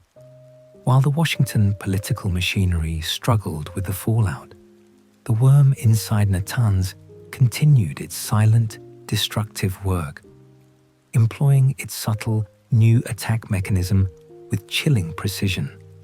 This was the core payload of the 2009 version, designed to inflict maximum damage while maintaining the facade of normal operation, the perfect digital sabotage. The attack unfolded in a multi-phase sequence designed to confuse and cripple the Iranian operators, leveraging the fact that the control systems were completely blind to the manipulation. Phase 1. The spy and the baseline. The malware sat dormant on the system for weeks, patiently listening and recording the normal behavior of the centrifuges. It monitored the steady, high speed and the consistent, low vibration readings. This baseline data was critical. It would later be played back to the monitoring systems in an insidious loop, maintaining the illusion that all was well in the control room, even as the centrifuges were tearing themselves apart. Phase 2. The vicious overspin. The destructive phase would begin. The malware would secretly instruct the centrifuges to significantly increase speed, changing their revolutions per second to a rate well outside their design parameters, often increasing the rotations from the prescribed $1064 to a catastrophic $1410. This sustained overspeed would last for only 15 minutes, just enough time to subject the delicate aluminum and carbon fiber rotors to severe stress, causing the destructive harmonic wobble and microfractures, yet not long enough to trip immediate, obvious alarms on the physical hardware. Phase 3. The deceptive calm. After the short, violent burst of speed, the malware would instruct the centrifuges to return to their normal operating speed for a few more weeks. This pause was tactical, allowing the stress fractures to deepen and the operators to regain a false sense of security, continuing the cycle of deception and subtle damage. Phase 4. The painful crawl. Following the recovery period, the program would then introduce a second, distinct speed change attack. It would secretly tell the controllers to slow the centrifuges down to a barely spinning speed, an incredibly low revolution rate, often less than $2, for an extended period. This was a dual-purpose attack. It slowed the process of enrichment to a painful crawl, crippling productivity, and the sudden, prolonged deceleration and acceleration cycles placed even more wear on the delicate internal components. Institutional self-doubt. The result was an operational nightmare for the Iranians. The control room's monitoring systems fed the recorded normal data by the malware, showed everything was fine. The green lights were on, the temperature readings were stable, and the revolution counter was exactly where it should be. Yet the centrifuges in the halls were randomly changing speeds, violently wobbling or breaking entirely. They would find a cascade that had stopped working entirely, but the control panel offered no explanation, displaying instead a reassuring all systems nominal message. This dichotomy created profound confusion among the scientists. They were masters of nuclear physics, but they were witnessing a phenomenon that defied conventional engineering and diagnostic tools. The failures were sporadic, untraceable, and utterly inexplicable. Was it faulty metal? Was it poor maintenance? Was it contaminated uranium gas? The nature of the attack was completely unprecedented, designed to instill institutional self-doubt and prevent the Iranians from ever diagnosing the true source of the problem. They were fighting an enemy they couldn't see, one that was actively lying to their most trusted diagnostic systems. The sabotage was not just physical, it was psychological, forcing them to question their own competence. The operation had achieved a stunning level of physical damage and strategic confusion, setting the nuclear program back by an estimated 2 years. But the success came at a steep cost.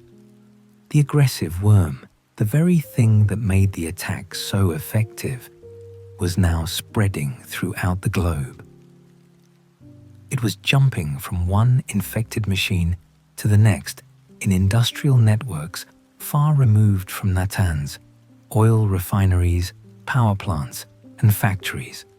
The secret was now airborne, an invisible infection floating across the digital world, waiting for the moment a curious, skilled security researcher would finally catch it. The digital weapon, forged in the shadows, was about to be seen in the light. Its destructive work, however, was already done, but the global reckoning had just begun. Counting the losses in the desert, the quiet activity captured by the United Nations inspectors' cameras was not a scene of a bomb site or a devastating explosion, but something far more subtle and telling. It was a scene of dismantling and removal, the meticulous cleanup that follows a catastrophic internal failure. The sight of technicians working to haul away equipment, not installing it, was the subtle, undeniable evidence of the damage wrought by the invisible weapon. The desert facility of Natanz, built to withstand a physical assault, was quietly bleeding out from a digital infection. The puzzling dismantling at Natanz, the results of the covert attack, which had been operating silently within the Natanz facility, were beginning to become visible to the outside world. The International Atomic Energy Agency, IAEA, inspectors, the impartial observers whose job was to audit Iran's nuclear materials, noticed strange patterns during their routine visits. Their cameras, placed within the facility to monitor material flow and equipment, began to capture Iranians in unusual activity, suggesting a program in deep distress rather than one moving confidently toward its goal. The very air of the highly secured subterranean facility seemed to be thick with frustration and confusion. The reports noted Iranians were disassembling and removing large amounts of equipment. This was not the normal removal of depleted uranium. This was the taking away of entire centrifuge assemblies, suggesting not maintenance, but permanent, non-repairable damage. The visual evidence from the cameras, combined with the material audits, painted a picture of a nuclear facility struggling to keep its core components operational. The technical staff were engaging in what looked like a desperate, continuous effort to clean up an unknown, invisible mess. They were replacing machines faster than they could troubleshoot the cause of their failures. The smoking gun. Hard numbers in a dry report. The hard evidence finally materialized in a subsequent IAEA inspection report, a document characterized by its dry technical language, yet carrying explosive geopolitical weight. The report contained a simple, numerical comparison. Compared to the previous report, the number of working centrifuges installed and operational was significantly lower. The data showed that approximately 1,000 less working centrifuges were active in the cascade halls. This was the smoking gun. The damage was confirmed. The Stuxnet worm, operating through its sophisticated speed manipulation program, first accelerating the centrifuges dangerously and then slamming them back to a low speed, creating destructive vibrations, had successfully destroyed about 1/10 of Iran's entire available enrichment capacity. The centrifuges, highly specialized machines made of carbon fiber and aluminum alloys, spinning at near the speed of sound, were engineered to the limits of physical tolerance. Stuxnet exploited this fragility perfectly. 1,000 less spinning machines meant a critical slowdown in the production of highly enriched uranium. Each destroyed centrifuge represented not just a piece of hardware, but days of specialized manufacture, installation, and calibration time lost. Buying time, the strategic victory. This was the strategic victory the covert operation had aimed for. Catastrophic damage inflicted without harming a single person. The goal had always been to slow Iran back a significant percentage of its available equipment and gas supply, buying the world more time for diplomacy and forestalling a military conflict. The loss of 1,000 centrifuges was an immense setback for a program that relied on scaling its capacity to reach the threshold of bomb fuel. The time lost to repairing the damage, replacing the specialized components, and troubleshooting the mysterious failures meant a substantial delay in Iran's nuclear timetable. Furthermore, the psychological damage, the persistent, gnawing uncertainty among the engineers about the reliability of their systems, was perhaps even more impactful. How could they trust the data displayed on their screens when it had been proven to lie? The very foundation of their process control had been compromised. A sudden resignation, signs of an internal crisis. Adding to the mystery and the suggestion of a profound internal crisis, the head of Iran's Atomic Energy Organization, Gholamreza Aghazadeh, suddenly resigned around the same period the bulk of the damage was being recorded. While the official reason given was often generic, the timing was too synchronous to ignore. It suggested the severity of the internal crisis, the inability of the nation's top nuclear engineers and administrators to explain or prevent the catastrophic failures of their most sensitive equipment. The resignation served as a political lightning rod, drawing blame away from the deeper technical failure.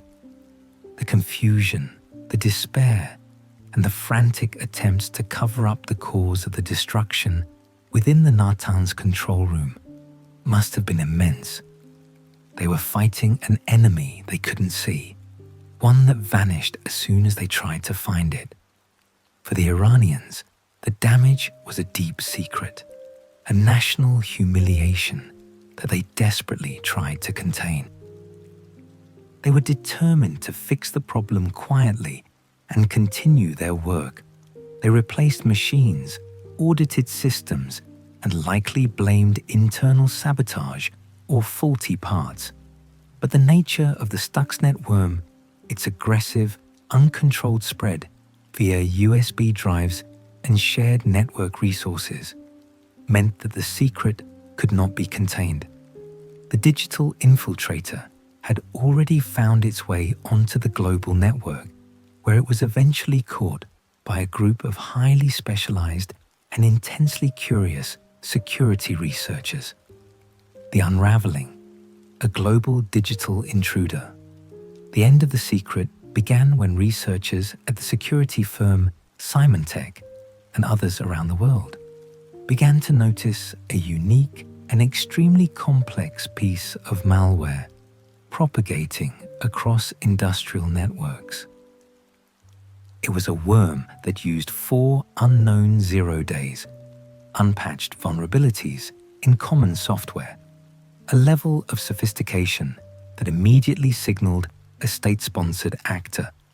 The cost and complexity of developing 4 such exploits was astronomical, far beyond the reach of typical criminal hackers.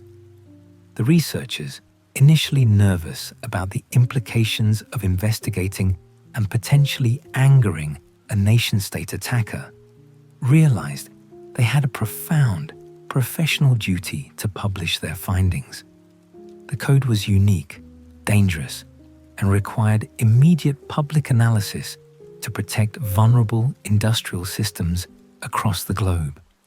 They recognized that this wasn't just another piece of junkware. It was a digital cruise missile with a specific target and payload. In 2010, the security researchers finally published their findings. They didn't know the ultimate purpose of the worm, only its extraordinary complexity and the fact that it seemed to specifically target the Siemens SCADA controllers used in industrial facilities, including the exact type of controllers used at Natanz. The researchers had found the bullet. They just didn't know the name of the victim. The publication of the Symantec report was the moment the world's most sensitive intelligence secret was put on display. It was the whisper of truth in the chaos of failure, the moment the bewildered Iranian engineers were tipped off to the true nature of their problems. The physical damage had been counted in the desert, confirming the success of the operation. But the digital revelation was now poised to unravel the entire covert operation's secrecy. The silent, secret war was about to become public knowledge. The tipped hand, the dawn of digital warfare. The moment the Symantec report was released, it was like a quiet whisper of truth in the chaos, a piece of irrefutable technical evidence that finally offered an explanation for the bewildering failures at the Natanz facility. For the confused Iranian engineers who had spent months struggling with machines that failed for no apparent reason, the public disclosure of a highly sophisticated industrial control system worm was the digital tip-off they needed. From physics problem to digital sabotage. Before the report, the Iranians were dealing with a physics problem. Why are the centrifuges breaking? They suspected equipment failure, installation errors, or sabotage carried out with conventional explosives or faulty material. They were looking for physical causes, unaware that the corruption was invisible, hiding in plain sight on their control monitors. The operational disruption was real. A centrifuge spins itself apart, a pump seizes, but the root cause was spectral. The engineers were meticulously examining bearings, checking for microfractures in the aluminum rotors, and recalibrating flow meters, chasing ghosts in the machinery. They had become victims of the perfect deception, a digital assault engineered to mimic a physical malfunction. The publication of the technical analysis of a worm, later named Stuxnet, fundamentally changed the nature of their investigation. It provided the answer. Their centrifuges were not failing. They were being sabotaged by a virus. The physical destruction was merely the symptom of a deeper, hidden digital wound. The immediate defensive reckoning. The immediate effect of the report was profound and instantaneous. The Iranian engineers, no longer searching for material flaws, now knew they were battling a digital adversary. The relief of finally knowing the truth was quickly superseded by the terrifying realization of the enemy's sophistication and proximity. Their first, swift, defensive move was a decisive act of digital hygiene. They immediately shut down the entire Natanz facility, halting the enrichment process completely. This was not a minor operational pause. It was an acknowledgement that the core nervous system of the program had been compromised. Following the shutdown, they began the painstaking process of wiping the systems, cleaning the control networks, and attempting to eradicate the complex, self-replicating worm. This was a monumental task, as Stuxnet was designed to be persistent, burrowing deep into air-gapped systems by exploiting multiple zero-day vulnerabilities. Teams of specialists, hastily assembled, began the arduous circuit-by-circuit hunt for the digital intruder, knowing that any missed fragment could lead to a reinfection. The focus shifted from the molecular purity of uranium hexafluoride to the operational purity of their computer code. The political fiction crumbles. The government of Iran could no longer maintain the fiction of simple technical difficulties. The scale of the damage, the resignation of the atomic energy chief, and now the undeniable evidence of a sophisticated digital weapon forced a public reckoning. The operational security failure was now a political and strategic crisis. In the ensuing weeks, President Mahmoud Ahmadinejad was compelled to address the issue publicly. He attempted to downplay the attack, seeking to minimize the political fallout, but his statement was an undeniable, if grudging, admission of the virus's success. In a calculated yet telling maneuver, he stated that they succeeded in creating problems for a limited number of our centrifuges. Then, in a moment of public defiance, he claimed, "Our experts discovered that, and they blocked that. There was no big problem, no damage." This assertion was, of course, a political fiction. The evidence of 1,000 destroyed centrifuges, a significant portion of their operational cascade, proved that the problem was, in fact, devastatingly large.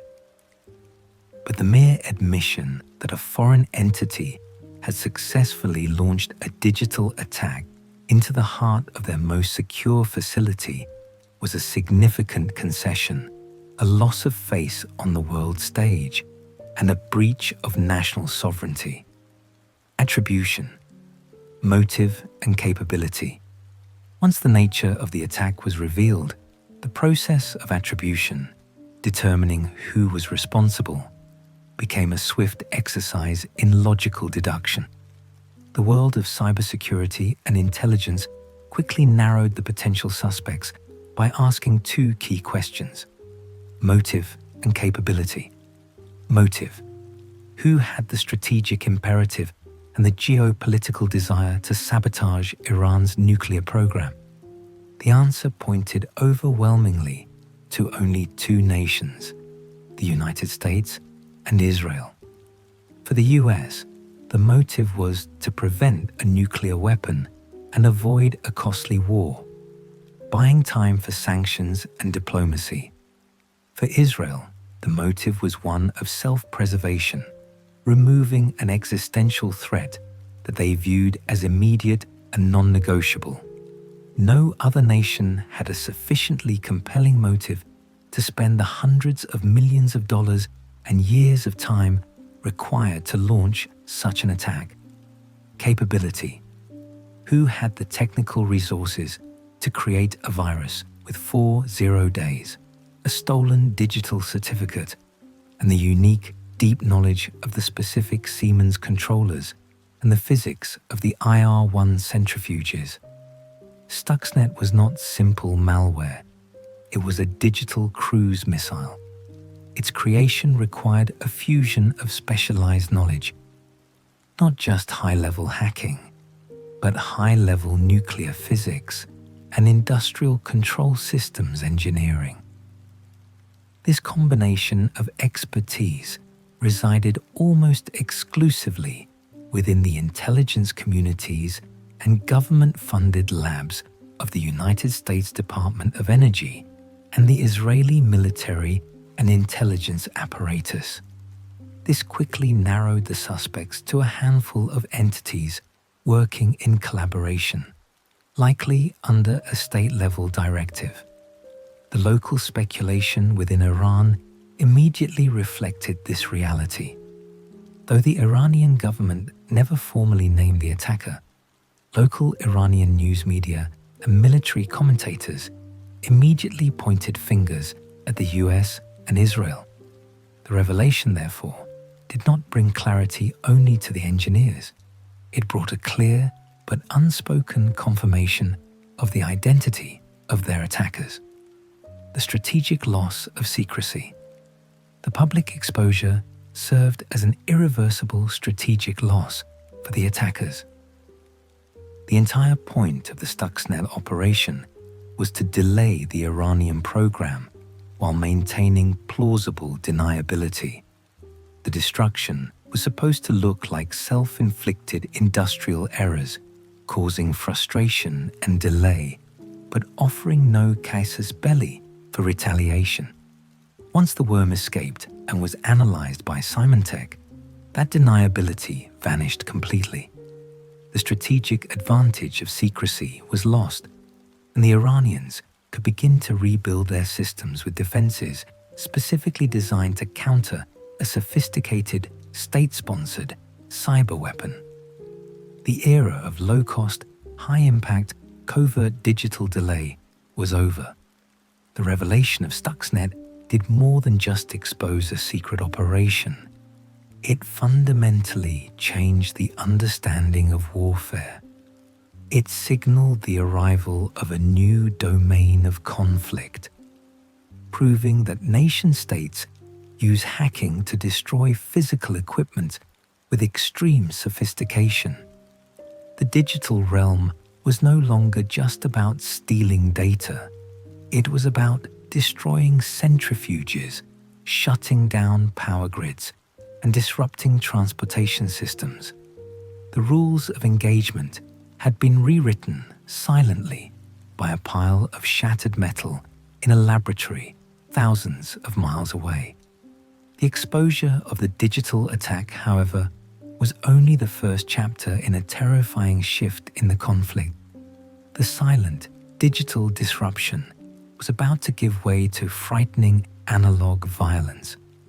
With the digital war exposed and the centrifuges being replaced, the covert war against Iran was poised to return to the darkest, most dangerous of all tactics: human assassination and physical sabotage. The frightening shift from keyboard to explosive. Shadow and steel. The exposure of the Stuxnet worm marked the end of the first, purely digital phase of the secret war against Iran's nuclear program. For the Iranians, the damage was immense. A significant portion of their sensitive centrifuge cascades at Natanz was physically compromised, forcing them into a protracted and painful recovery. However, the commitment of the Islamic Republic to achieving nuclear capability remained an absolute priority, a strategic imperative that trumped the temporary setback. They immediately initiated a massive, coordinated effort to replace the broken machinery, sanitize their digital networks of the lingering contamination, and, crucially, implement stringent new cyber defenses to thwart any future digital incursions. The silent, invisible war of the code had ended, but the underlying conflict was about to erupt into a new, terrifyingly visible phase, a shift from surgical sabotage to shocking violence. The pivot to analog warfare. The strategic focus of the antagonists, widely suspected to be a coalition of US and Israeli intelligence, centered on Mossad, underwent a profound transformation. They had established that the digital disruption, while highly successful in causing physical damage, was not working fast enough to meet the immediate strategic goal of permanently derailing the program. The Iranians were proving resilient. They were replacing the centrifuges, adapting their procedures, and continuing their enrichment efforts. This resilience forced a radical and chilling change in methodology. If they could not be stopped by breaking their machines, they would be stopped by removing the intellectual assets who knew how to operate them. The conflict shifted from code manipulation to the brutal, irreversible finality of physical violence, a campaign of targeted assassinations. Simultaneous strikes. November 2010. The start of this dark new campaign was sudden, professionally executed, and terrifyingly coordinated, immediately signaling a state-sponsored operation with deep, on-the-ground intelligence capabilities. On a fateful day in November 2010, the attacks unfolded with cinematic, calculated efficiency. Two separate, near-simultaneous car bombings shattered the morning calm across different, high-security districts of Tehran, sending a clear, terrifying message directly into the heart of the Iranian scientific community. Majid Shahriari. One of the victims was Dr. Majid Shahriari, a renowned quantum physicist with confirmed direct ties to the sensitive work being conducted at the Natanz facility. His vehicle was struck by an explosive device, killing the scientist instantly. The loss of a figure of this caliber was not merely a reduction in workforce. It was the removal of irreplaceable specialized knowledge crucial to the theoretical and practical development of the program. Fereydun Abbasi Davani. The other target was Fereydun Abbasi Davani, a high-ranking official within Iran's Atomic Energy Organization. While his wife was injured, Abbasi Davani himself was severely wounded but managed to survive the assassination attempt. His survival, however, did not diminish the psychological impact of the attack. The mere fact that a figure of his prominence was targeted demonstrated the depth of the enemy's reach. Irony would later see him rise through the ranks, becoming a key figure despite the attempt on his life. The near-perfect coordination of the attacks, striking two pivotal nuclear figures across the city at the same moment, was a terrifying display of operational synchronization and deep, actionable intelligence regarding the movements and routines of their most critical targets. The message was unmistakable. There was no safe place, and no amount of personal security could fully protect those dedicated to building the bomb. The architecture of fear. This campaign of violence was meticulously designed to achieve two primary strategic goals: disruption and the creation of a chilling effect. The loss of a sophisticated, 8-foot-tall centrifuge was a significant setback that could be mitigated by replacement and time. The loss of a quantum physicist was a wound to the program's intellectual capital that was profound, immediate, and virtually impossible to heal quickly. The campaign did not stop with the initial strikes. Subsequent attacks cemented the terrifying new strategy, confirming a clear shift in the approach of the intelligence planners. The focus was on decapitation, aiming to grind the enrichment process to a halt by eliminating the expertise required to manage the complex logistics and cascade systems. Mostafa Ahmadi Roshan, January 2012. The campaign reached another chilling peak with the assassination of Mostafa Ahmadi Roshan. He was a chemical engineer and, crucially, the director of the Natanz facility for procurement and logistics, the logistical mind keeping the operations running. A motorcycle assassin. A recurring feature of these attacks affixed a magnetic bomb to his car, killing him instantly.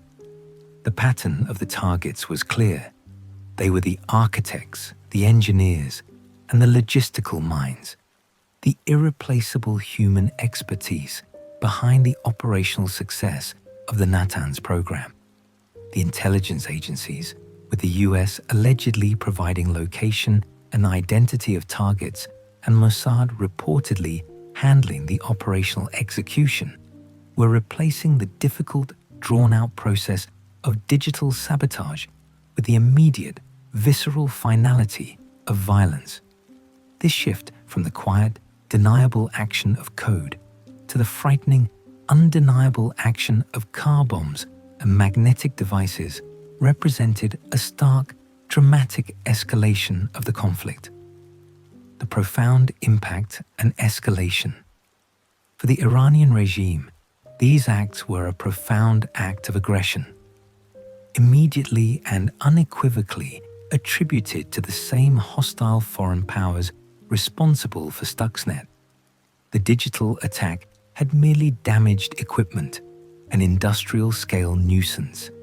The analog campaign was an act of war against their people, transforming the cold conflict into a blood feud demanding an inevitable response.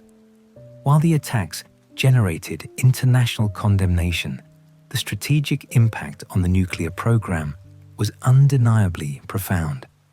Deep instability. It injected profound instability and paranoia into the nuclear establishment. Resource drain. Massive resources had to be immediately shifted from research and development to personal security details for all remaining key scientific personnel. Chilling effect. The chilling effect on recruiting and retaining top scientific talent was immediate and long-lasting, forcing scientists to operate under immense personal fear and making the program less attractive to the next generation of experts. The combination of shadow and steel, the invisible digital worm followed by the visible, brutal assassinations, created a perfect storm of disruption. The two campaigns, while vastly different in method, the sophistication of 4 days versus the cold reality of a magnetic bomb, were unified in their desperate, overarching goal: preventing Iran from obtaining a nuclear weapon without triggering a larger, conventional war.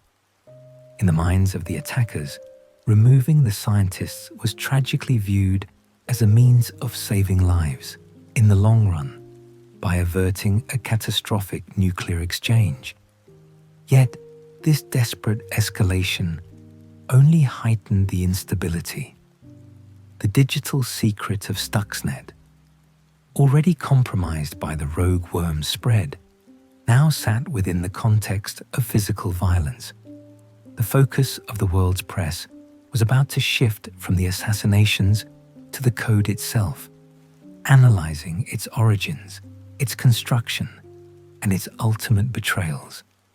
The darkest irony was still to come.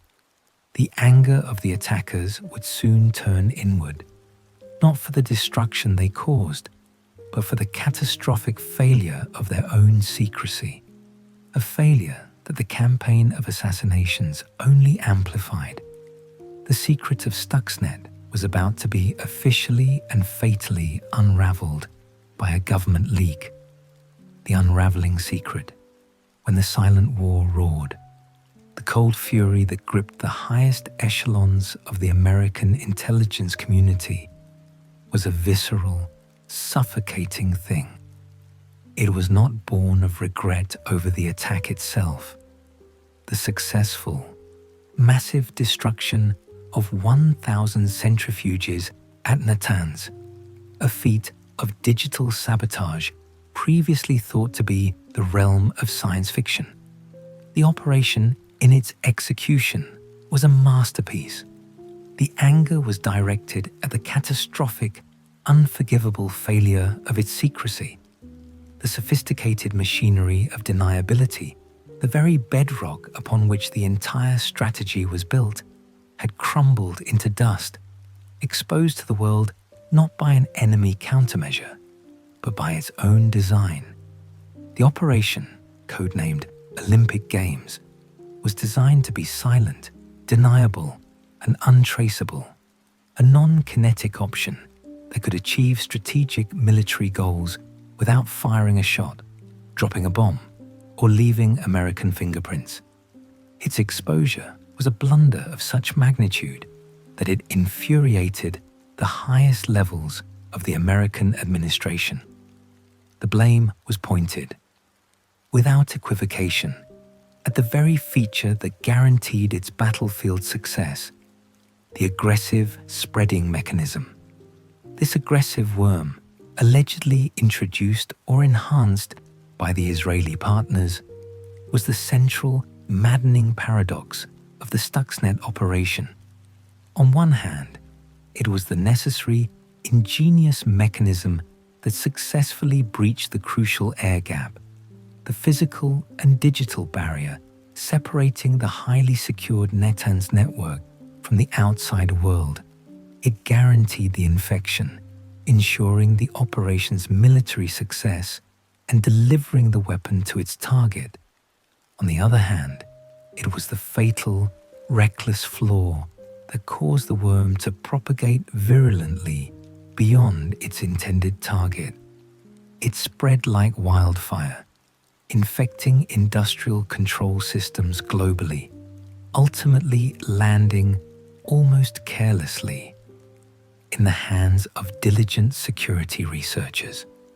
For the US President and Vice President, who had staked their strategy on the maintenance of a secret, non-kinetic option to avoid a shooting war, the public exposure was viewed as an act of intolerable negligence, born of sloppiness and recklessness on the part of their allies.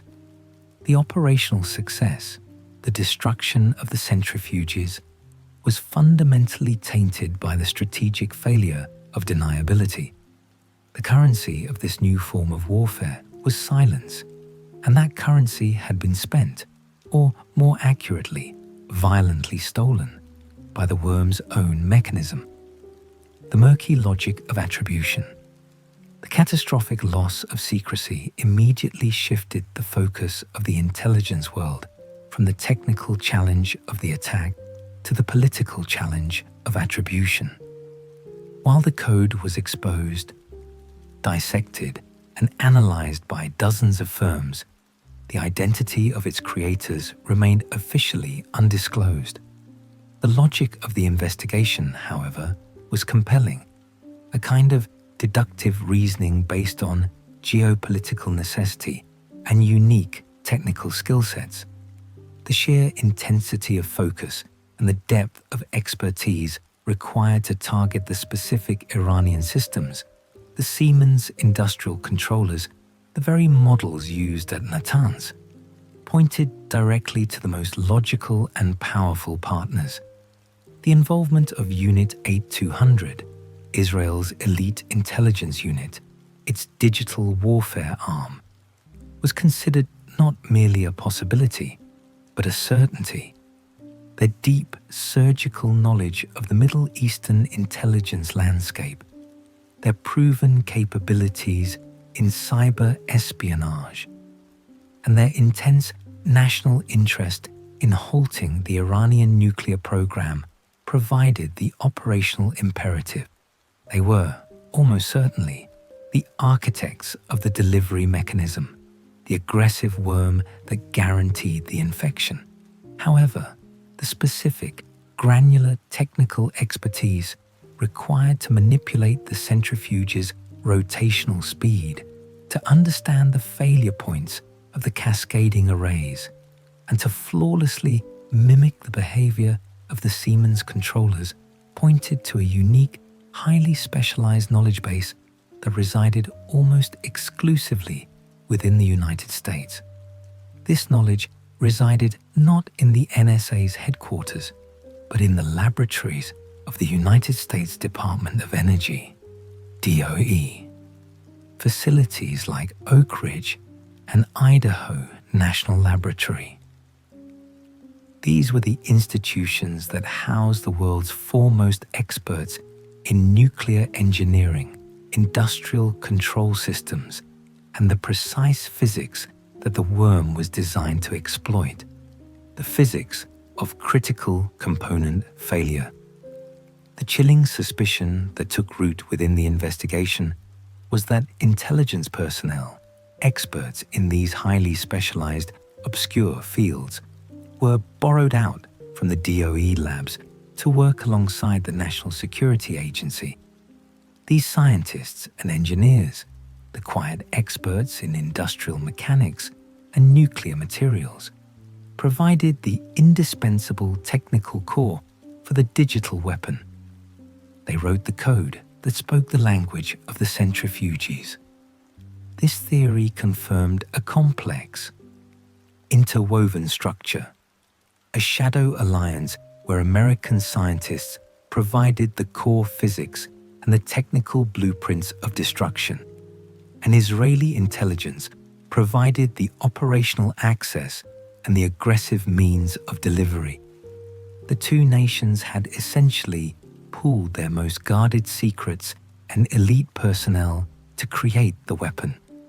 The deeply collaborative, deeply secret nature of the operation was what made it so devastatingly effective, but it was also what made its exposure so politically fraught and damaging to the relationship between the two allies.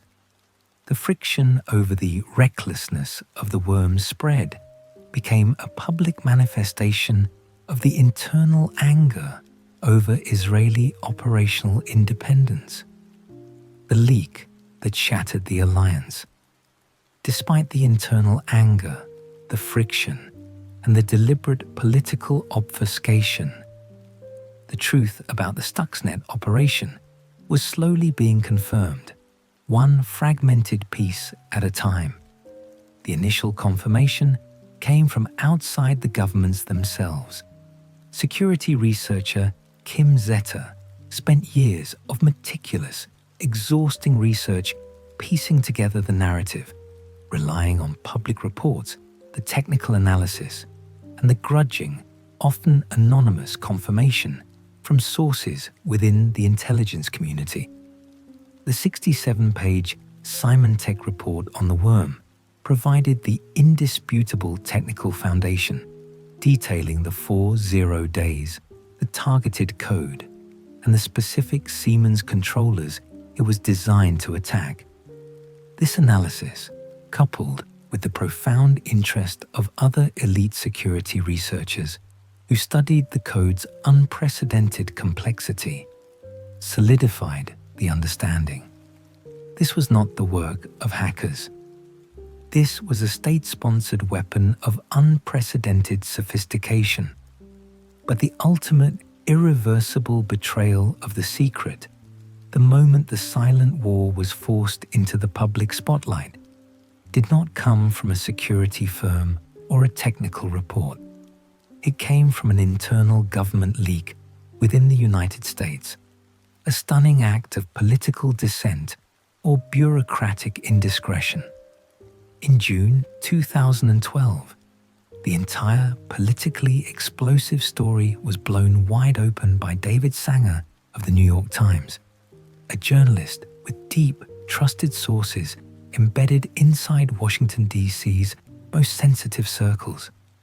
The resulting article confirmed what was long suspected and fiercely denied. Stuxnet was not just an anomaly.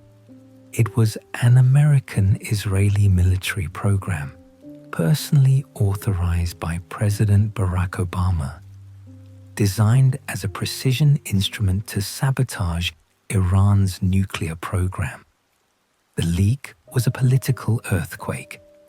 It officially confirmed the United States' role in the world's first true digital weapon, shattering the carefully constructed wall of plausible deniability. It severely, perhaps irreparably, damaged the trust between the White House and its intelligence agencies, which felt the sting of having their most sensitive, successful operation laid bare. The exposure was a failure of the highest order, a testament to the fact that in the era of constant communication, omnipresent media, and interconnected, compartmentalized governments, the most sensitive secrets are almost impossible to contain. The leak not only confirmed the operation, but inadvertently exposed the full, ambitious scale of the US government's foray into cyber warfare, laying the groundwork for a political scandal that would soon reach the highest echelons of the military command. The silent war had been decisively won on the battlefield of code and centrifuges, but it was spectacularly lost on the political battlefield of Washington, D.C.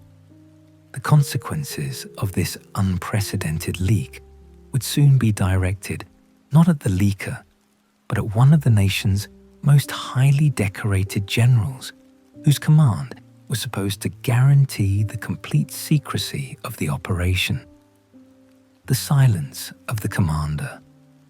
The political theater following the leak of the Stuxnet story was a meticulously managed performance, orchestrated not merely to limit the fallout of a national security scandal, but to surgically manage the perception of American power in the newly revealed domain of cyber warfare. The leak to the New York Times had been a profound breach of trust, forcing the highest office to publicly navigate the reality of an acknowledged massive digital sabotage operation against a critical foreign nuclear program. All eyes turned to the White House, awaiting the president's carefully chosen words that would be instantly dissected by allies and adversaries alike. The presidential condemnation and dual-purpose president, Barack Obama, was forced to confront the issue in a rare yet highly scrutinized press conference aftermath. His reaction to the New York Times article was one of immediate, controlled anger, a performance crafted for the various audiences watching. He did not, of course, confirm the specific details of the Stuxnet operation or the codename Olympic Games. Instead, he employed a diplomatic pivot, focusing his condemnation not on the action, the sabotage itself, but on the leak. He stated in no uncertain terms that he had a zero-tolerance policy for such disclosures, firmly calling the unauthorized release of classified information criminal acts.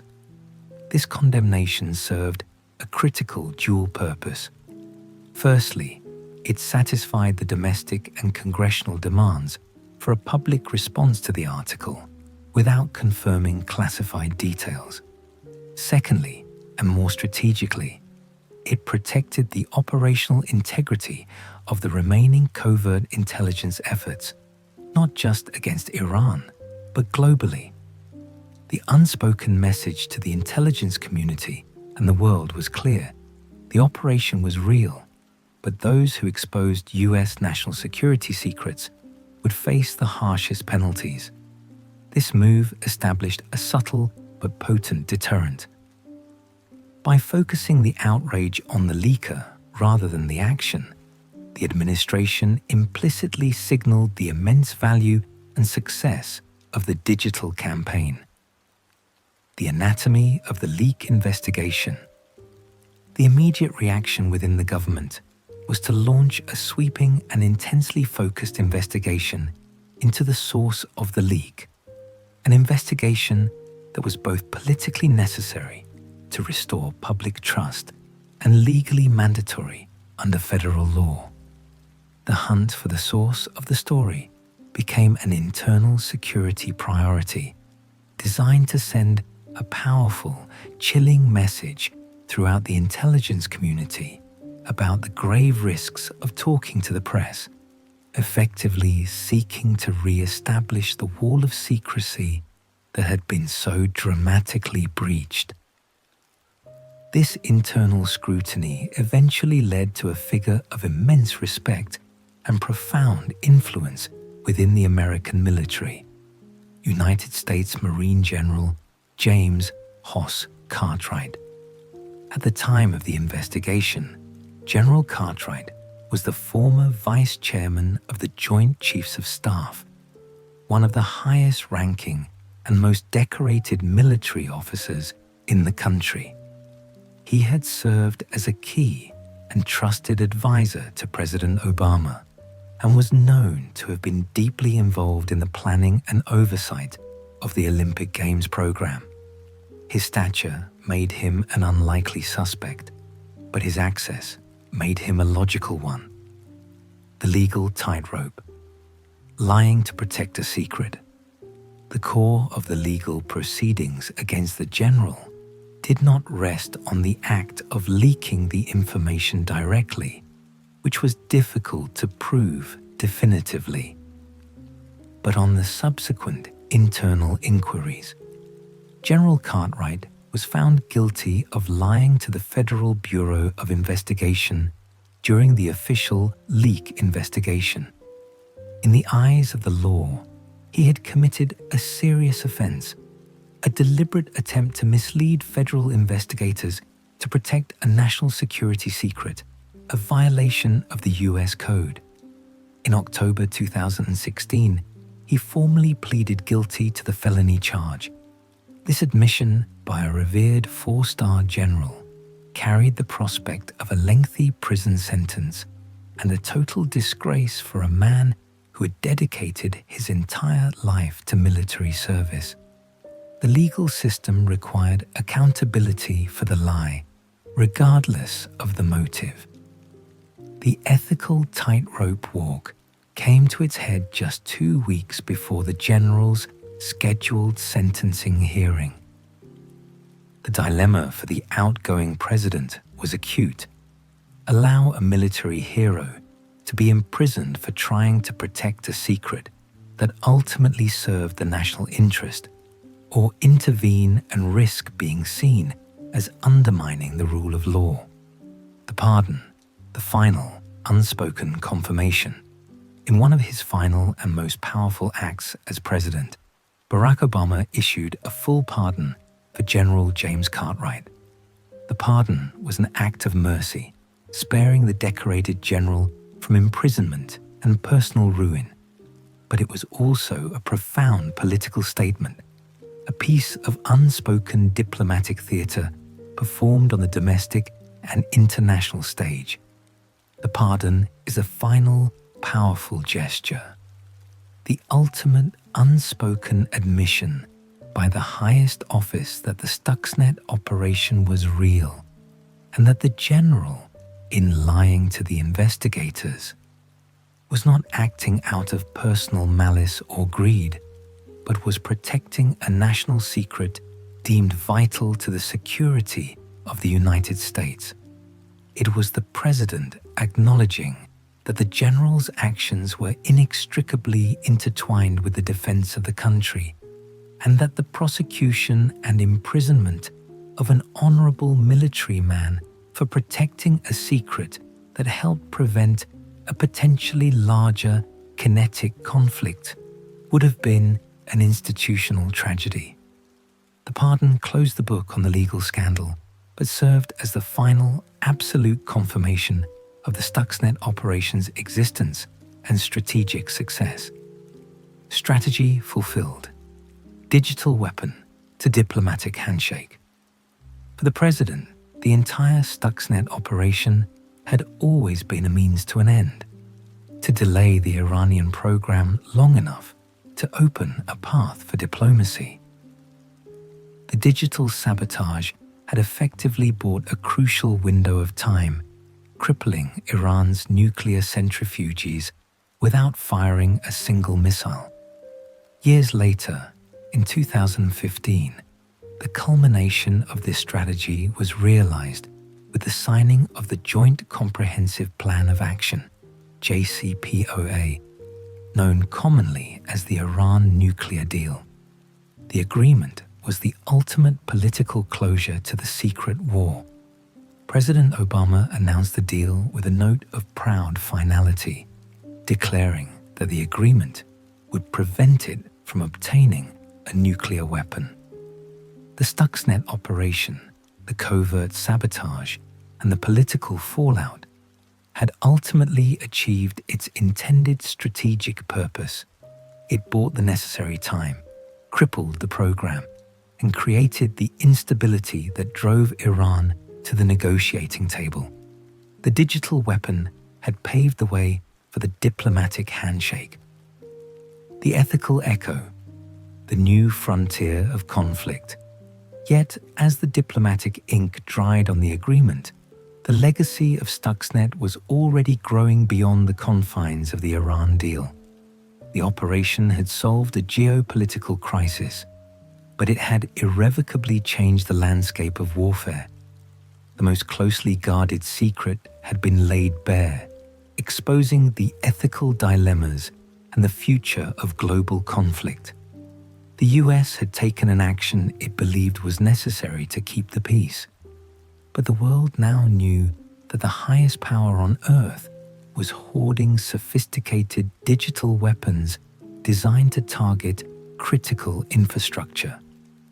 The final, quiet reflection on whether Stuxnet was an act of war or an act of self-preservation was about to begin.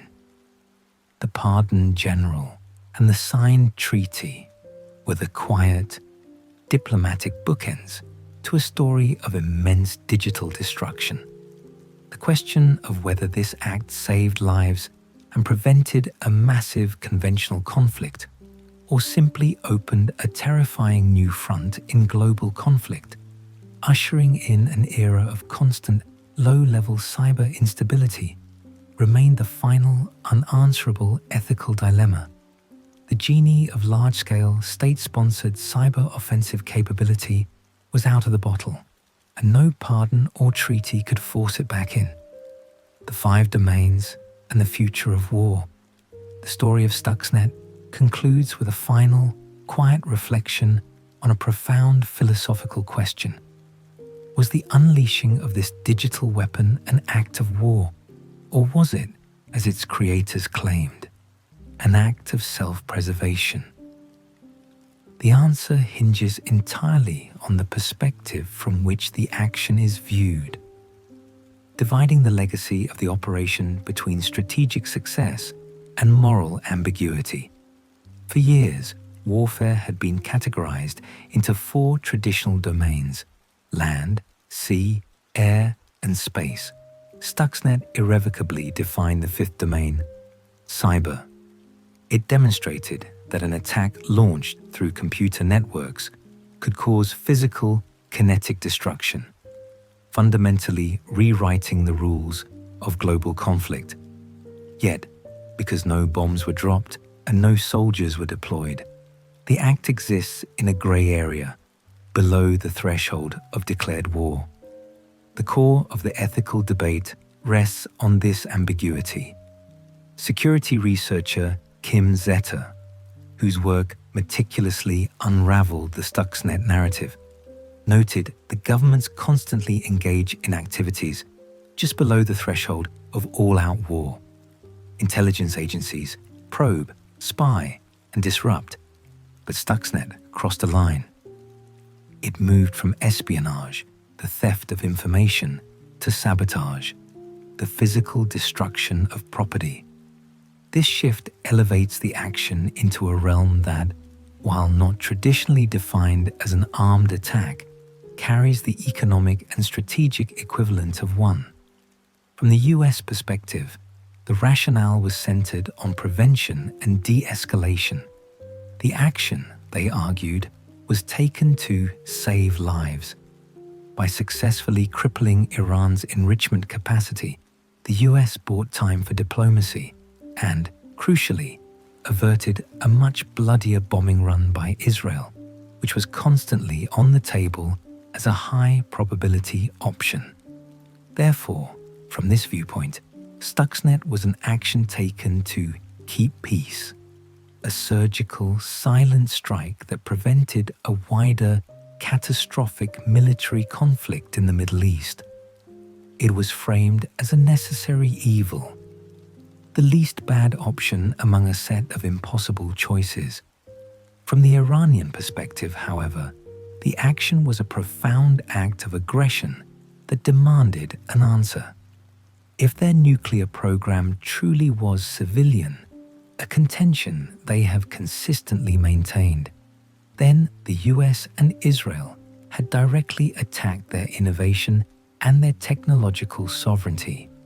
They had introduced a weapon to their most secure internal network, causing massive economic damage and technological humiliation. This viewpoint holds Stuxnet as an undisputed act of aggression, a breach of their digital and physical borders that was a direct precursor to the campaign of scientist assassinations. For Iran, the damage was not a preventative measure, but an unprovoked attack that must be answered. The historical legacy of the operation is universally recognized as pivotal. Stuxnet divides the timeline of global security into a pre- and post-Stuxnet world. Before the worm, the capability for a nation-state to launch a digital weapon that could manipulate and destroy physical industrial infrastructure was a theoretical concept of science fiction. After Stuxnet, it was a proven reality. The world now knows that nation-states use hacking to destroy physical equipment with an extreme and terrifying sophistication. Every country with sensitive industrial control systems, from power grids and water treatment plants to manufacturing centers, was instantly put on notice. The ultimate chilling fact, confirmed by the Stuxnet story, is that the US government hoards 0 days for use as a weapon. The decision to use 40 days in the creation of Stuxnet meant those vulnerabilities were never disclosed to the software manufacturers like Microsoft or Siemens, leaving them open to exploitation by other hostile actors. The US government knowingly held back critical knowledge that could have patched global security holes, prioritizing the creation of a sophisticated weapon over the collective safety of the global digital infrastructure.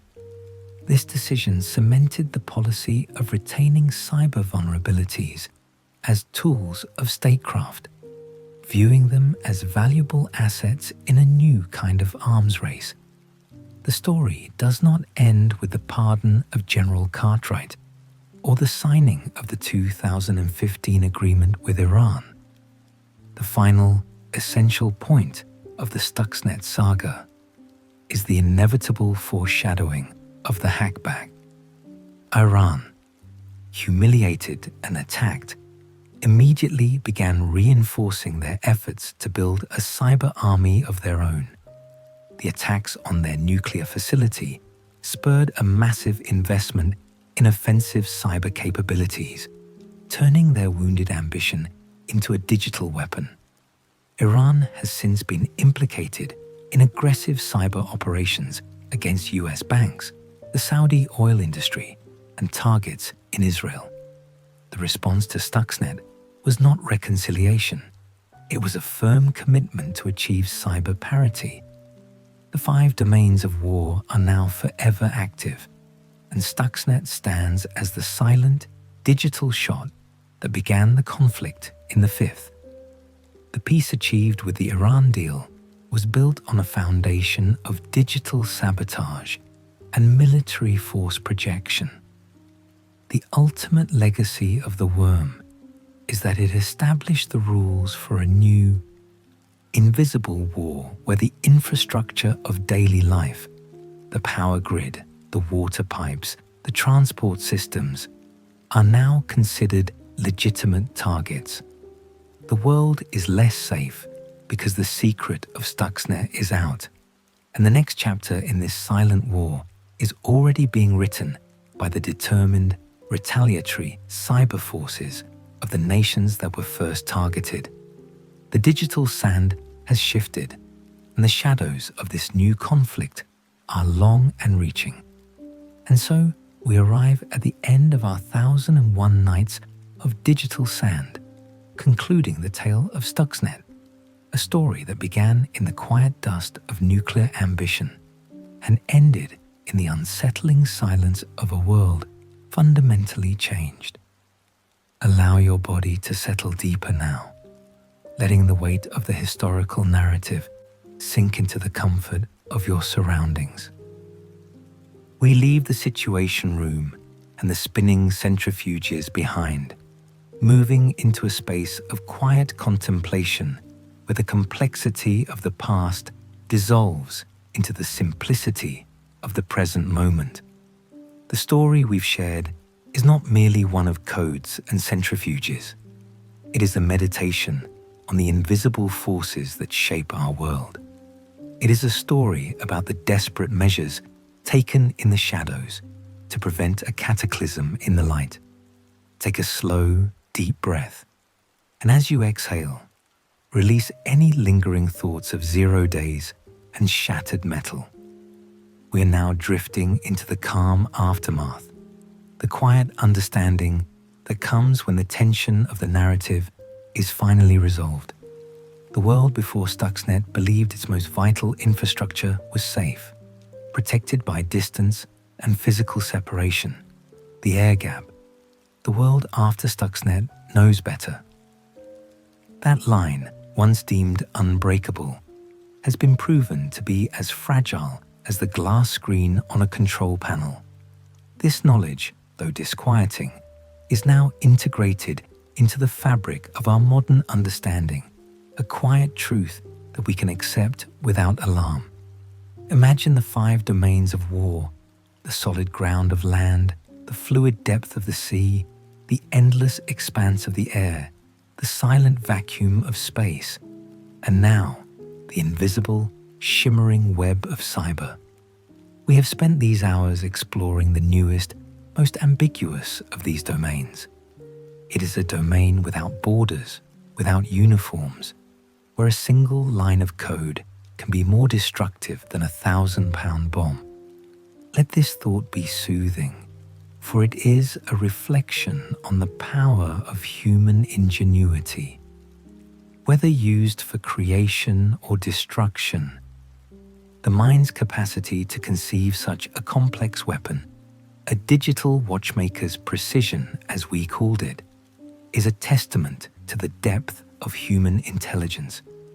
As your own mind begins to quiet, acknowledge this complexity and then let it fade, like a distant signal losing its strength. Focus now on the sound of my voice, a gentle anchor in this moment of transition. Your muscles are growing heavy, your eyelids softly closed, sinking into the deep comfort of your pillows and blankets. The time for alertness is over. Remember the agonizing weight of the intelligence agents, having launched the digital infiltrator with no visibility, having to rely only on the subtle clues left in the outside world, like the periodic dry reports from the International Atomic Energy Agency. That patience, that forced stillness, is a lesson we can carry into our own quiet moments. We often feel compelled to rush, to know, to control. But sometimes the most powerful act is simply to wait, to trust the process, and to let time unfold.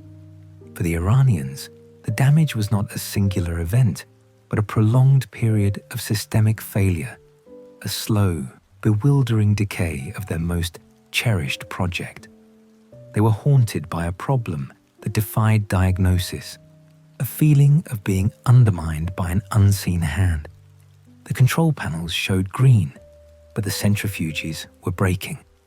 This is the essence of digital sabotage, planting doubt, corrupting the source of truth, and forcing an adversary to question their own reality. As you lie here, let any doubts or worries you may hold about your own day or the week ahead gently drift away. Imagine those thoughts as readings on a control panel. Acknowledge them, but recognize that you do not need to act on them right now. They are merely signals, and your truest state is one of peace and quiet. Everything is, for this moment, fine. The green light is on. The most challenging part of the story, perhaps, is the ethical weight of the decision made in the Situation Room. President Obama inherited a choice between a bloody conventional war that would cost countless lives and an unprecedented act of digital aggression that risked opening a terrifying new domain of conflict. He chose the third way, the path of silent sabotage, believing it to be the option that would save lives. Reflect on that profound tension, an act of destruction justified as an act of peace. It is a complicated truth, one that demands a nuanced understanding of global power. There are no heroes and villains in these shadow wars, only strategists and scientists making impossible choices under extreme duress. Allow this complexity to soothe your mind. You are not required to solve these global dilemmas tonight. Your only task is to rest, to let the heavy concepts of geopolitics and warfare soften into abstraction. They are merely concepts, words carried on the air, not physical burdens you must shoulder. Feel your breath flowing in, clean and cool, and flowing out, warm and releasing. With every exhale, release the tension that has been held in your shoulders and your jaw. Let the memory of the shattering proof, the broken pieces of centrifuge metal dumped on the table, transform into a metaphor for release. Everything that is broken, everything that is finished, can be left behind. The story culminated in an extraordinary diplomatic maneuver, the pardon of General James Cartwright. This final act was a silent, powerful acknowledgement from the highest level of government that the operation was real and that the general was a man of honor protecting a national secret. The pardon served as the final seal of confirmation, officially closing the chapter on the domestic drama while affirming the operation's historical reality. Now, as you prepare to cross the threshold into sleep, let the closure of this complex story signal the closure of your own day. All decisions are made, all actions are complete. The narrative of your waking life is safely archived. There is nothing left to plan, nothing left to worry over, nothing left to analyze. The hackback, the retaliatory cyber campaign we discussed in the final chapter, the Iranian commitment to building their own digital army, is a reminder that stories rarely end. They simply transition into the next phase. But that future phase, the foreshadowing of the future of war, is a concern for tomorrow's waking mind. Tonight, the future is only the deep, restorative rest that awaits you. Breathe in peace. Breathe out the noise of the world. Imagine now that your consciousness is like a piece of driftwood floating gently on a calm, dark sea. The tides of your breath are soft and rhythmic, carrying you slowly away from the shore of wakefulness. The stories of the centrifuges and the 0 days are now distant echoes, absorbed back into the immense quiet from which they emerged. Your eyelids feel heavy, beautifully, wonderfully heavy. Every sound you hear, the quiet hum of the room, the distant sounds of the night, serves only to deepen your rest, pulling you further down into the still waters of profound relaxation. You are safe, you are comfortable, you are entirely supported. Allow your mind to focus only on the sensation of softness, the softness of your sheets, the softness of your muscles relaxing, the softness of the air filling and leaving your lungs. You are sinking, sinking, sinking into a deep, velvety, effortless sleep. The shadow and the steel, the code and the centrifuges, the political drama and the scientific marvel, all of it is fading into the digital lullaby of the night. Sleep is washing over you now, a quiet, irresistible wave. Surrender to it completely. Let the final image in your mind be the air gap, not a barrier, but a vast, silent, peaceful space between your mind and the noisy demands of the world. In this space, there is only rest. If the story of Stuxnet and the calming rhythm of this narrative helped guide you toward this feeling of deep tranquility, please consider lending your support to our channel. Click subscribe for us to continue bringing these complex, fascinating stories to you in this soothing format. It helps us keep the lights dimmed and the narratives flowing, providing a refuge for restless minds. You can find the button just below this video. And if you know someone else who struggles to quiet their mind at night, who might find peace in exploring the deeper currents of history and technology, please feel free to share this episode.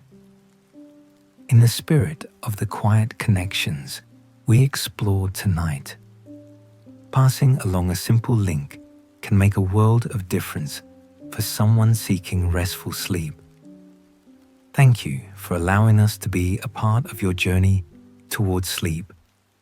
May your rest be deep, untroubled, and utterly restorative. Good night. Sleep well.